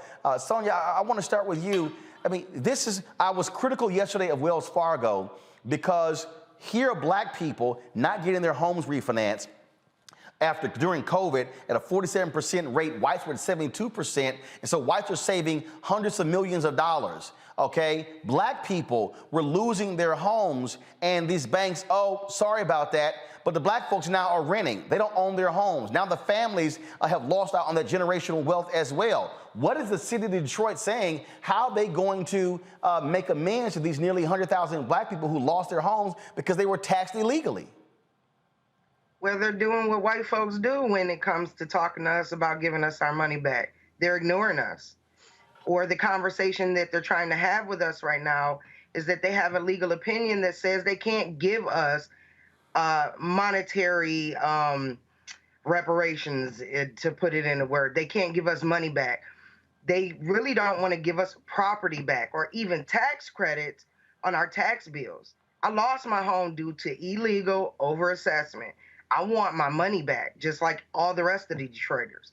The crazy part about what they're doing here is they're attacking the lowest income valued homeowners. So they're attacking the people they know already are struggling with the bills, and they pump up this tax bill. And then when you can't pay it, it's a personal thing, right? Like, I failed. But then when you find out that the city is charging you taxes that you didn't owe, and in cases like mine, you lost your home when you didn't have to, man, it sets a fire off in you. But right now, as of right now, they don't want to give us our money back. I'm dumbfounded here. What the heck was going on? Kim, maybe you can explain to me, okay, first of all, how does this go on for 5 years and nobody says anything? Well, it was discovered, first of all, the coalition knew that folks were being over assessed. But there was a newspaper in town, the Detroit News, that came forward with a story with some real hard numbers on that overassessment. That's where we got the $600 million figure from over a period of, of a few years. And thanks for having us on here. I'm going to say that, we're not going to let this just go. The coalition is not going to say, okay, your lawyer said you couldn't pay it back, you didn't have to pay it back. We're not going to let that go. We have a relatively new city council that is really behind us, that's not going to let it go. We will find ways to stabilize the city. I just want to say there's a moral and there are moral and practical reasons that we have to do this. Detroit used to be the epicenter of Black home ownership in this nation. And now we're majority renters, and we cannot let that go. We cannot continue to let the intersection between racism and poverty destroy Black home ownership and Black home wealth in the city of Detroit. We're not going to let it go. We are going to try to get people some compensation, houses, or money, because we have to stabilize our city. We're a city of mostly single homes. We're not like, Chicago or New York where people rent. We're single family homes, and we have to have those homes stabilized. We have to have those homeowners stabilized, those families stabilized. And one of the ways we need to have that done is to get this $600 million back to where it belongs. Robert, Scott, Monique, the thing that is just mind-boggling for me here, we talk about how we were treated by the banks, but here you have the city. Sonia and Kim, these people no longer own these homes, right? No, sir. It's 100,000 homes. Yes, sir. In some cases, they're still in the houses, but the point is that even the ones that are in the houses are barely holding on. People need to be secure in their homes, and we can't have that when you got $600 million that's been taken from them. And it's still happening. Sonia, go ahead. It's still happening. I'm a community legal advocate at the Detroit Justice Center, and every year, along with a student-ran program that the Coalition for Property Tax Justice does, we do the appeals every year. So Detroit has an appeal process where if you tell the city, hey, I don't agree with this tax assessment, and you put that in writing, they take a look at it. They take a look at what the assessment is, what your property looks like, and they lower it or they don't. And then it goes to what's called the March Board of Review, where a group of Detroiters decide whether they should lower your assessment or not. So every year we do these appeals for the residents to get their property tax assessments lowered, because it's still happening to this day. Scott, go ahead. Yeah, one of the challenges is once you go through that process, that's the process. It's not like you get another bite at the apple, right? But here, the assessment of 85% over is a direct violation of the state constitution. It says you can't do more than 50%. And as a result, I would argue, right, on behalf of those residents who basically were $600 million was stolen from them between 2010 and 2016. Remember, Detroit filed for bankruptcy, Chapter 9, in 2013. As a result, you got to believe that the city was financially struggling, and someone in the government came up with this plan that no one would ever figure out through the assessment process. Now, when I was a baby lawyer, I did real estate tax appeal assessments in D.C. It's pretty similar in every jurisdiction, right? So you don't, after you go through that timing process, you usually don't have another bite at the apple. But if these residents were to file a suit, say that their constitutional rights were violated, their federal constitutional rights were violated based on an unlawful taking, then as a result, the federal court or state, but federal, would have to figure out if the city is liable, then how do you make them whole? They could find that the city owes these folks their money and direct a judgment against the city and to pay these class action residents. Now, you may or may not want to do that, but that creates leverage for Michigan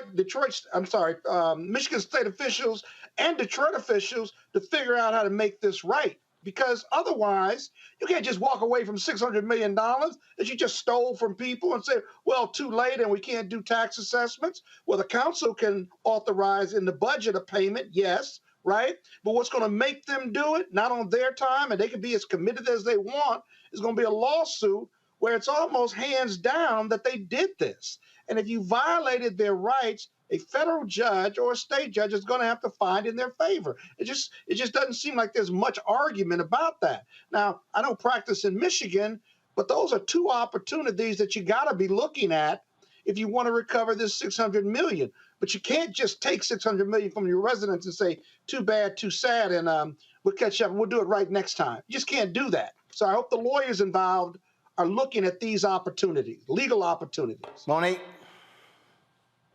I agree with Scott, but I also am concerned that, well, no, at first I had a joke because Scott said when he was a baby lawyer, and I wondered if that was like about the time of the second Reconstruction. But my concern. Oh, you coming at me?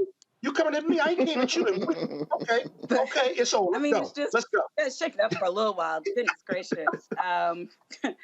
But we've seen just over and over different iterations of our community being prey, not just to lenders, but at the hands of the federal government. And to me, this is just a continuation of the same.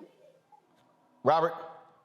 I also would say that there should be a political solution to this. 100,000 people in any city is a political force. 100,000 homeowners in a city with a population the size of Detroit, that can decide any election possible. So I would highly recommend trying to organize the people, get in contact with many homeowners who are still there, put together a coalition among them, and then present your grievances to the city and make sure that they understand that, look, in this next election cycle, this 100,000 homeowners can put any of y'all out of office immediately. Do not pass go, do not collect $200. That is immediately get your ass out of office if you do not feel like making these homeowners whole. So I think that might be part of what the solution has to be, organizing these people into a political force that can facilitate change.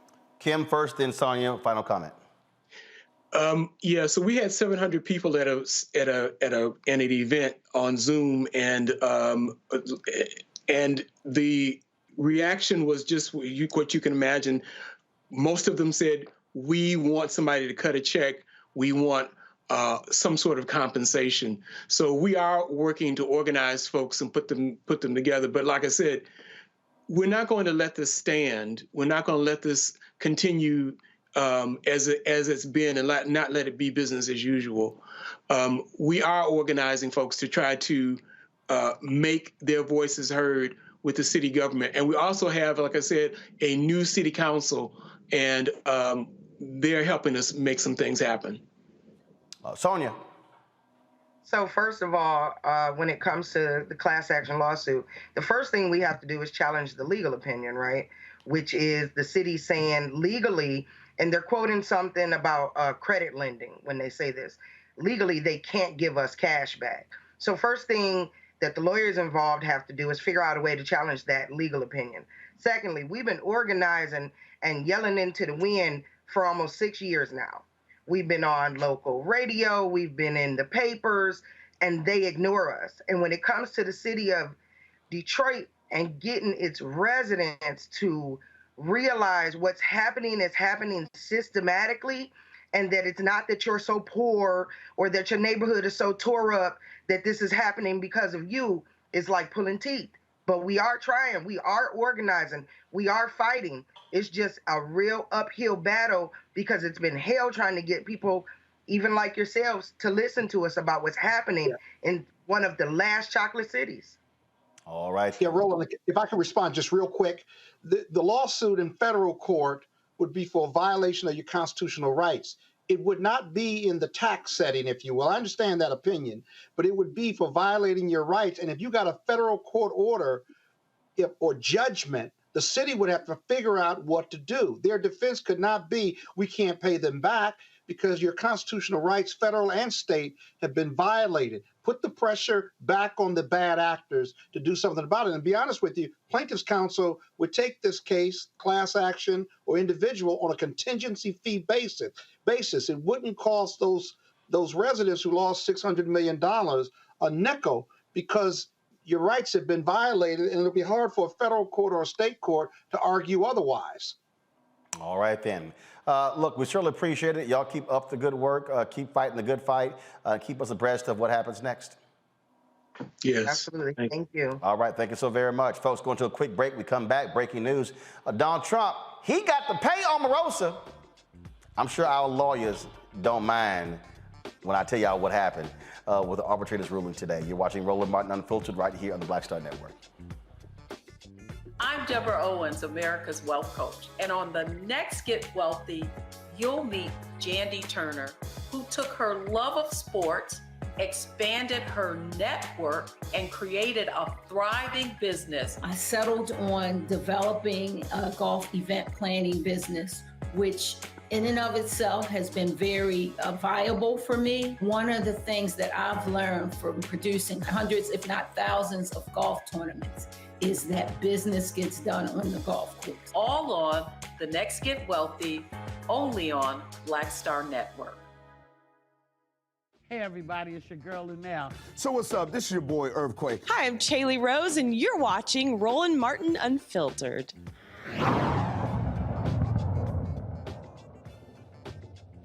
All right, folks, when we came on the air, breaking news came out that the Donald Trump campaign, they got to pay Omarosa Manigault $1.3 million as a result of them suing her regarding their non-disclosure agreement. An arbitrator ruled that Trump has to pay her legal fees after he sued her for writing her tell-all book.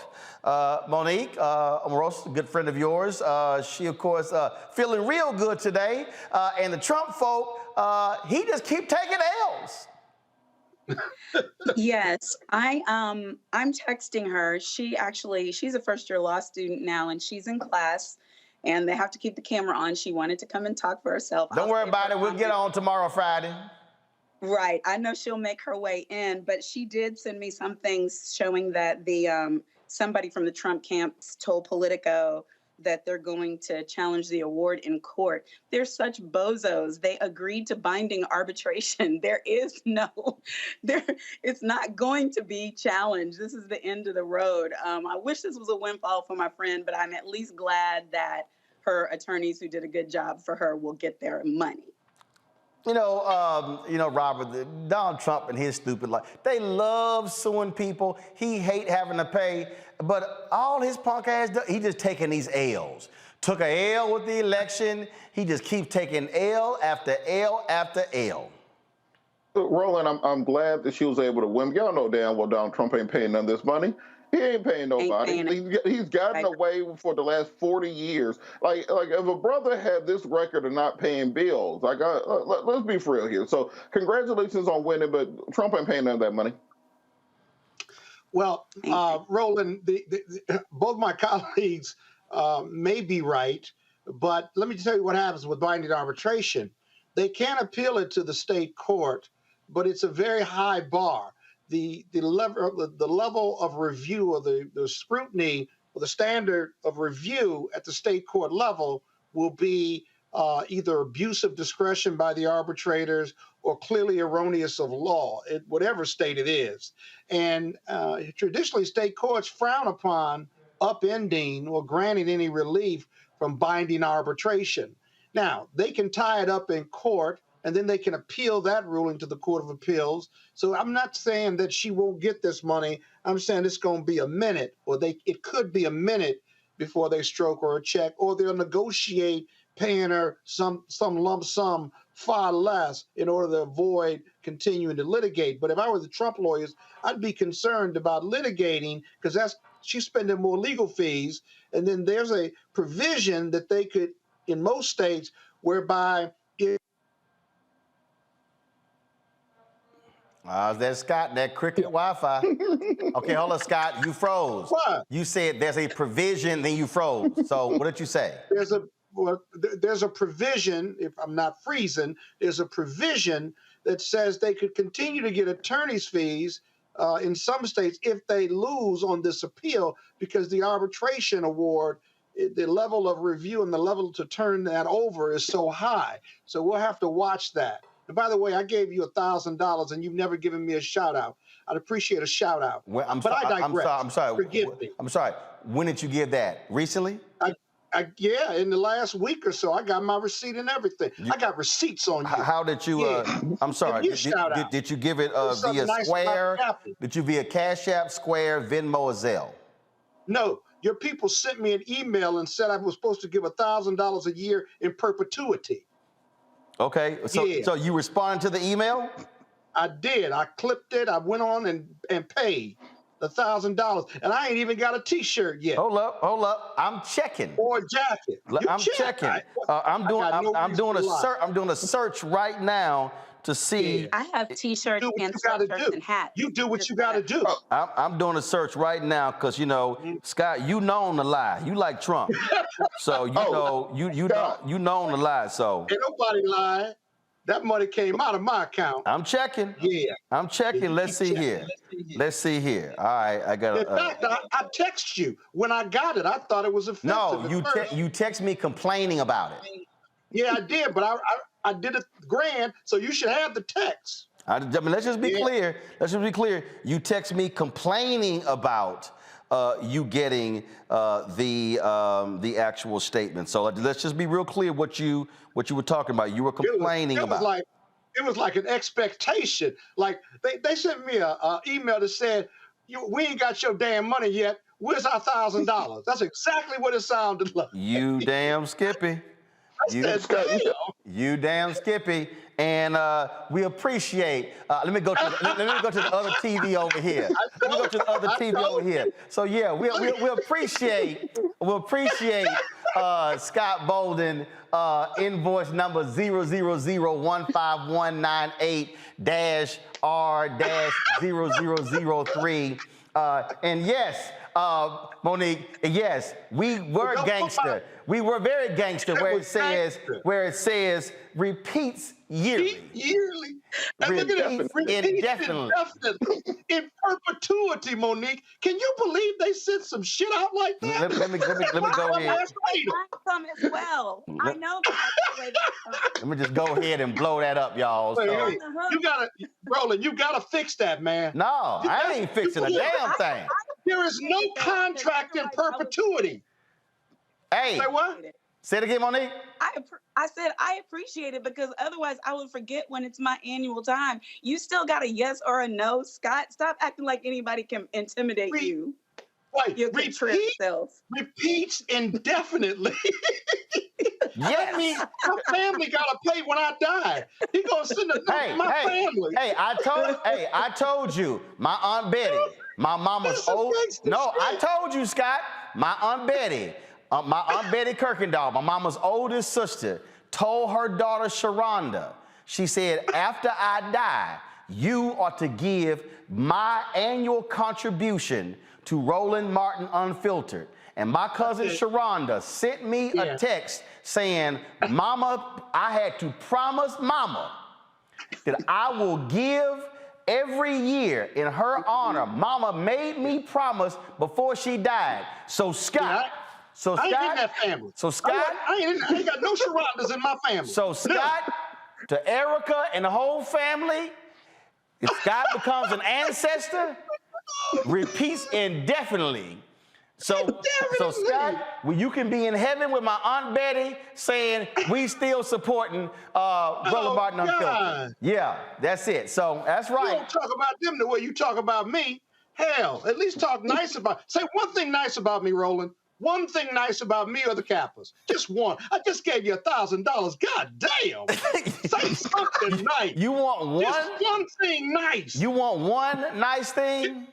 Just one nice thing. One Say, nice Scott, thing. you're looking well today. Scott, Damn. you know, the Kappas are really a strong organization. We're glad to have them in competition. That's Just something, one thing. That's all lies.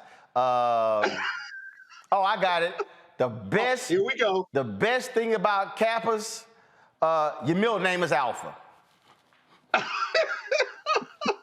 You can't do it. Scott, you ain't got to take this, Scott. I gave you a compliment. I said the best thing about Kappas, your middle name is Alpha. He cannot do it, ladies and gentlemen. He cannot. What is it about A. Scott Bolden that bugs him so much? Okay, all right, Scott, I'll give you a compliment. Okay, what is it? I can't wait. Here we go. Praise the Lord that your wife believes in charity.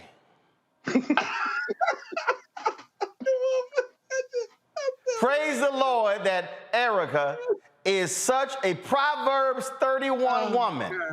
No, I'm giving. See, you want a compliment. I'm giving you a compliment. Just ain't right. I'm giving you a compliment. Praise the Lord, Scott, that you had enough sense for at least an hour of the ceremony to go through and marry a Proverbs 31 woman who more than likely has to continually lay hands on you, to pray over you, to keep that ego in check, to make sure.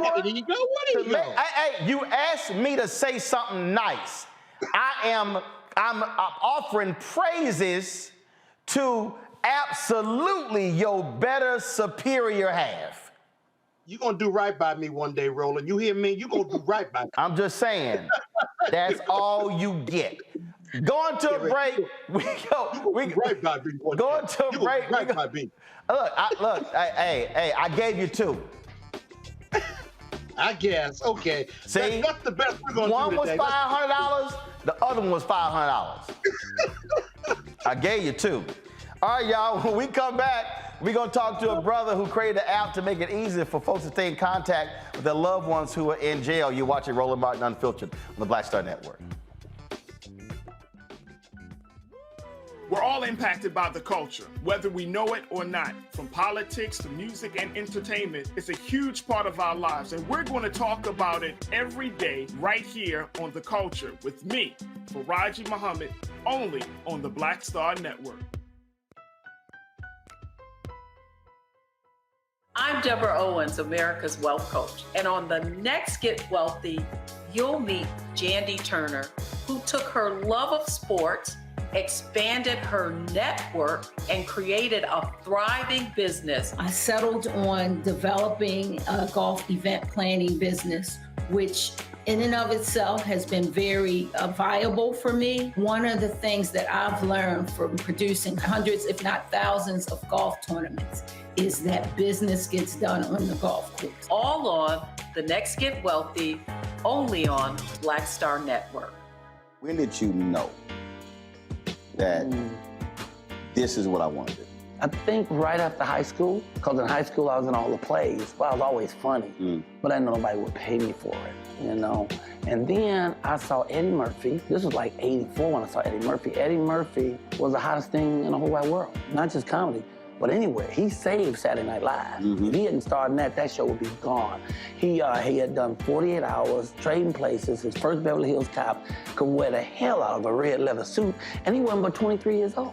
He was rich enough to pee cream, and he got all that telling jokes. I said, shit, I've been funny my whole life. I didn't know people give you money like that, so I went and got some Red Fox albums.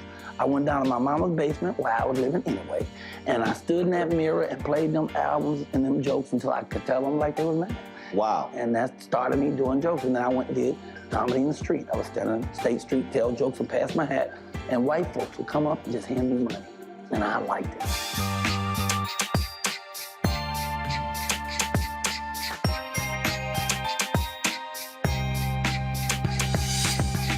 Yo, Peace World, what's going on? It's the Love King of R&B, Raheem Devon. Hey, I'm Cupid, the maker of the Cupid Shuffle and the Wham Dance. What's going on? This is Tobias Trevelyan. And if you're ready, you are listening to and you are watching Roland Martin Unfiltered.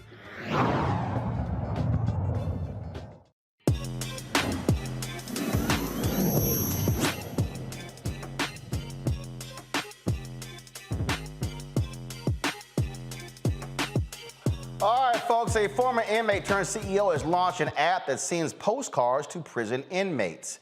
Flikshop allows anyone to send a personalized postcard photo or message to any incarcerated person in the United States. Although the goal is to reach inmates, anyone can use Flikshop to send a postcard to anyone they desire. Marcus Bullock is the founder of Flikshop. He joins us now from D.C. Marcus, how you doing?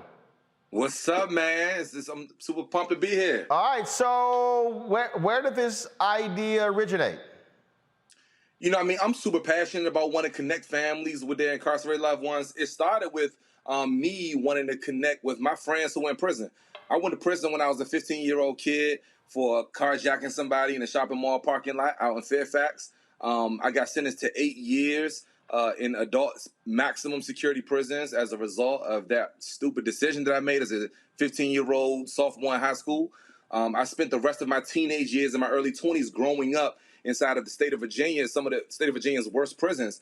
And my mom, she started to see me begin to get into like this depressed state around like years 16, 17 years old. And she started to write me letters and send me pictures while I was in prison.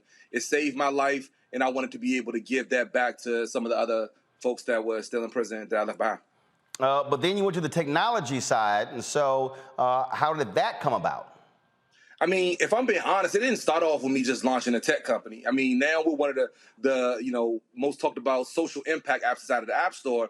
But when we first started, like when I first came home from prison, I was looking for a regular job, just trying to get a job anywhere, working anywhere, doing anything. And I had to check that box that said, have you been convicted of a felony on every job application that I filled out. It wasn't until one application had the question, have you been convicted of a felony, comma, within the last 7 years. I had already served an 8-year prison sentence, so I was able to honestly tell those folks, nah, I haven't been convicted of a felony within the last 7 years, and it gave me a job working at a paint store. While I was working at that paint store, I saw an opportunity to be able to connect the people in D.C. who needed to have their kitchens and living rooms painted with some of the painters who were complaining about this real estate bubble that was causing the construction industry to change during the mid-2000s. I started a small painting business there. That painting business began to grow and expand. And then I was able to quit working at that paint store, run that painting business that grew into a construction company full time. And over time, I was able to pull revenue out of that construction business to launch my now tech company that I dreamt about doing for so many years. Wow. How many postcards have come through your company? So to date, we've sent almost over 700,000, almost 800,000 postcards. Over 1 million and almost 1.5 million photos that end up going into some of these prisons. And we ship postcards into all 50 states. All right. So it's not just, a local county jail or a state prison, but also federal prisons and ICE detention centers, juvenile facilities. It's something I'm really, really proud of. All right. Questions from our panel. I'll start with you, Robert. So question, we've noticed a lot of people really like dating people or being pen pals with people who are incarcerated. We just saw Monica hooked up with C. Murder while he's in custody. Have you thought about kind of evolving this into a dating concept where people can connect with folks behind bars and have a correspondence going back and forth? You know what's interesting? Because folks like C. Murder, they one of our most Flikshop folks that's in these prisons, right? I remember when Meek Mill was locked up, he was definitely one of our most Flikshop celebrities. Because it's interesting, this is the place where you know that they're sitting down and you know the person that's locked up is going to actually receive this thing, right? And so folks were all fans from all over. They was when Chris Brown was locked up, when Lil Boosie was locked up, all of them folks were sending these postcards. And what it allowed me to be able to see was exactly what you're saying. It was folks who were looking for relationships, and maybe not with the celebrities, maybe some of them with the celebrities, but some of them maybe not with the celebrities, but just with pen pals. And so we started to evolve our technology so that you can now send postcards to anyone anonymously. You can just send a postcard to someone that's celebrating a birthday through the app, or maybe someone that's sitting in solitary confinement through the app. And maybe if you send them that, that encouraging message, if they decide to write you back and you guys build something there, that would be dope. Monique? I think what you're doing is wonderful. Congratulations on its success. I don't know if you were watching, but we started the show with a terrible story about prison conditions, and thankfully what our Department of Justice is doing about it. And I think it's a real arc for us to see on the other end of it, the level of humanity that you are facilitating for people who definitely need that human connection the most. So thank you for your work. Thank you so much, Monique. I'll tell you, like, when I was in prison, look, there's no social media or no internet. There's no easy emailing and texting in any of these facilities. And so you're talking about millions of people. I mean, it's 2.3 million people that are incarcerated in this country. And a lot of us know that stat, but what we don't realize is that 600,000 of them are coming home every year. And as I think about how we want them to come home, I want to make sure that we're preparing them in a way that we think about other communities, whether or not it's people coming home back from college, and we want to be able to make sure that we got that connection for that cousin that needs a job in marketing, or whether someone is coming home from the military and they need connections back to the community because they're trying to figure out their way how to fight back into a different kind of reentry. Either way, we want to be thoughtful about how people are returning to the community. I was blessed to be able to have my mom, who was thoughtful enough about ensuring that she helped pave a way for success for me when I came home from prison. How are we being thoughtful about those other 2.3 million that are coming home, or the 600,000 that come home every year? That's something that I spend a lot of time thinking about. One of the things I'm most excited about, what we're working on now with Flikshop, is allowing even our employer partners that are leveraging our technology to send notifications back to people that are in these cells to let them know, hey, listen, we still hire people that have felony convictions at our company. We still want people to come work here, and now here's an opportunity to be able to come and work at our company when you come home. Leveraging the big data that we have now allows us to be able to segment these kinds of populations and not only help connect families on that journey, but now we're working with employers. It's one of the things I'm really proud of. Yeah. But, you know, this is Scott Bolden. The power of this concept and the power of your entrepreneurship is what you're giving those incarcerated. I've got a brother that's been in and out of the system several times, and sending an easy way to send a postcard, whether it's from an employer or big data or just from a family member or a fan, that's probably the most positive thing they have or receive while they're in prison. Everything else is negative, if you will. I mean, they're regimented. And so entrepreneurship is the key, in my opinion. And I've had a challenge.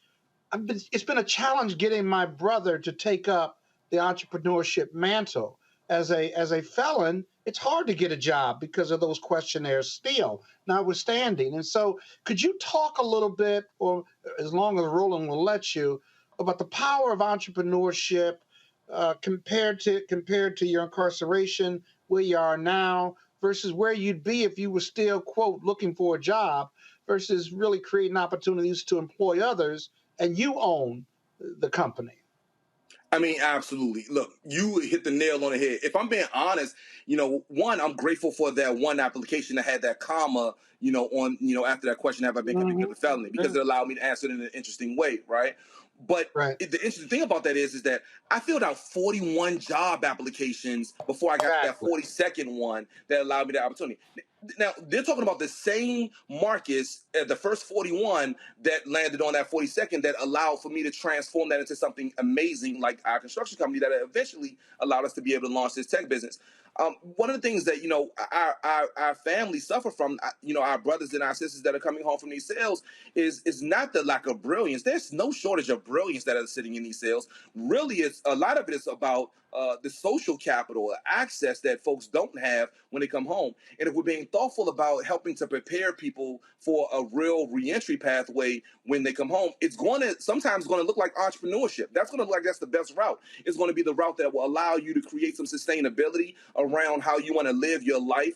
It allows you to be able to flex your creative muscles as you try to deliver on all the things you've been thinking about for all of these years. I mean, I dreamt about these moments when I was sitting in cell C12, right? I mean, like, dude, you have no idea, like, how many times, like, my folks that's locked up, and they, I'm gonna send them pictures and screenshots of this joint right here, and I'm like, yo, for real, Roller Martin, the same Roller Martin we was listening to, watching on the day room in a pod, like, that's magic. And what it signals to not only the people that are sitting in those cells that, one, it can be done, right? Because it's sometimes you can't be what you can't see. And if you've never seen a successful entrepreneur that's became a successful, a venture-backed CEO, I mean, like, that's a stat that you don't typically see or hear about that's coming out of these sales. So one, it gives those folks that are sitting there the ammunition and the belief that they can do this thing. But it also signals something to the families, right? Because if I'm being honest, if you would ask any one of my, some of my cousins or aunts and uncles, would Marcus be the CEO that's going to be able to create the technologies that will help reshape how we think about the justice system? They would look at you like, I think he's pretty smart, so he'll probably come home and do something. But we don't know if it's all of what you're saying is going to be. Now, folks will look at me and say, well, wait a minute, maybe my cousin can come home and be the CEO that he talks about when we sit in the visiting room. First of all, the point that you made there, Marcus, I'll be honest, the biggest thing that I regretted when TV One canceled News One Now were the number of brothers in prison who watched the show. The number of people who came up to me all around the country, brothers said, man, I got through prison watching your show. And so the information that we were providing, the comedy segments, the business segments, I mean, these brothers, in fact, Ron Lester, Ron is a brother who opened a transportation company here in D.C., and they were, Ron told him that he was gonna be on my Tom Jonas segment the next day. He was like, wait a minute, Roland Martin? He said, man, the prison took TV One off the cable system. He said, we shut the prison down. He said, we boycotted for almost a week and forced him to put it back on the network. And that's the thing that I tell people, you don't know who you're talking to when you're doing shows like this and how you're speaking to somebody, inspiring people. And so I'm sure that somebody who's now watching you, if a brother is sitting in a jail and they're seeing this, they're streaming this show, they're getting some inspiration by what you did with Flikshop. And so folks can download this app on all the platforms, correct? Yeah, so it's available on Android, iOS, or you can visit flikshop.com. And send a Flikshop directly from my website. All right, Marcus Bullock, man, I appreciate you joining us. Good luck with it.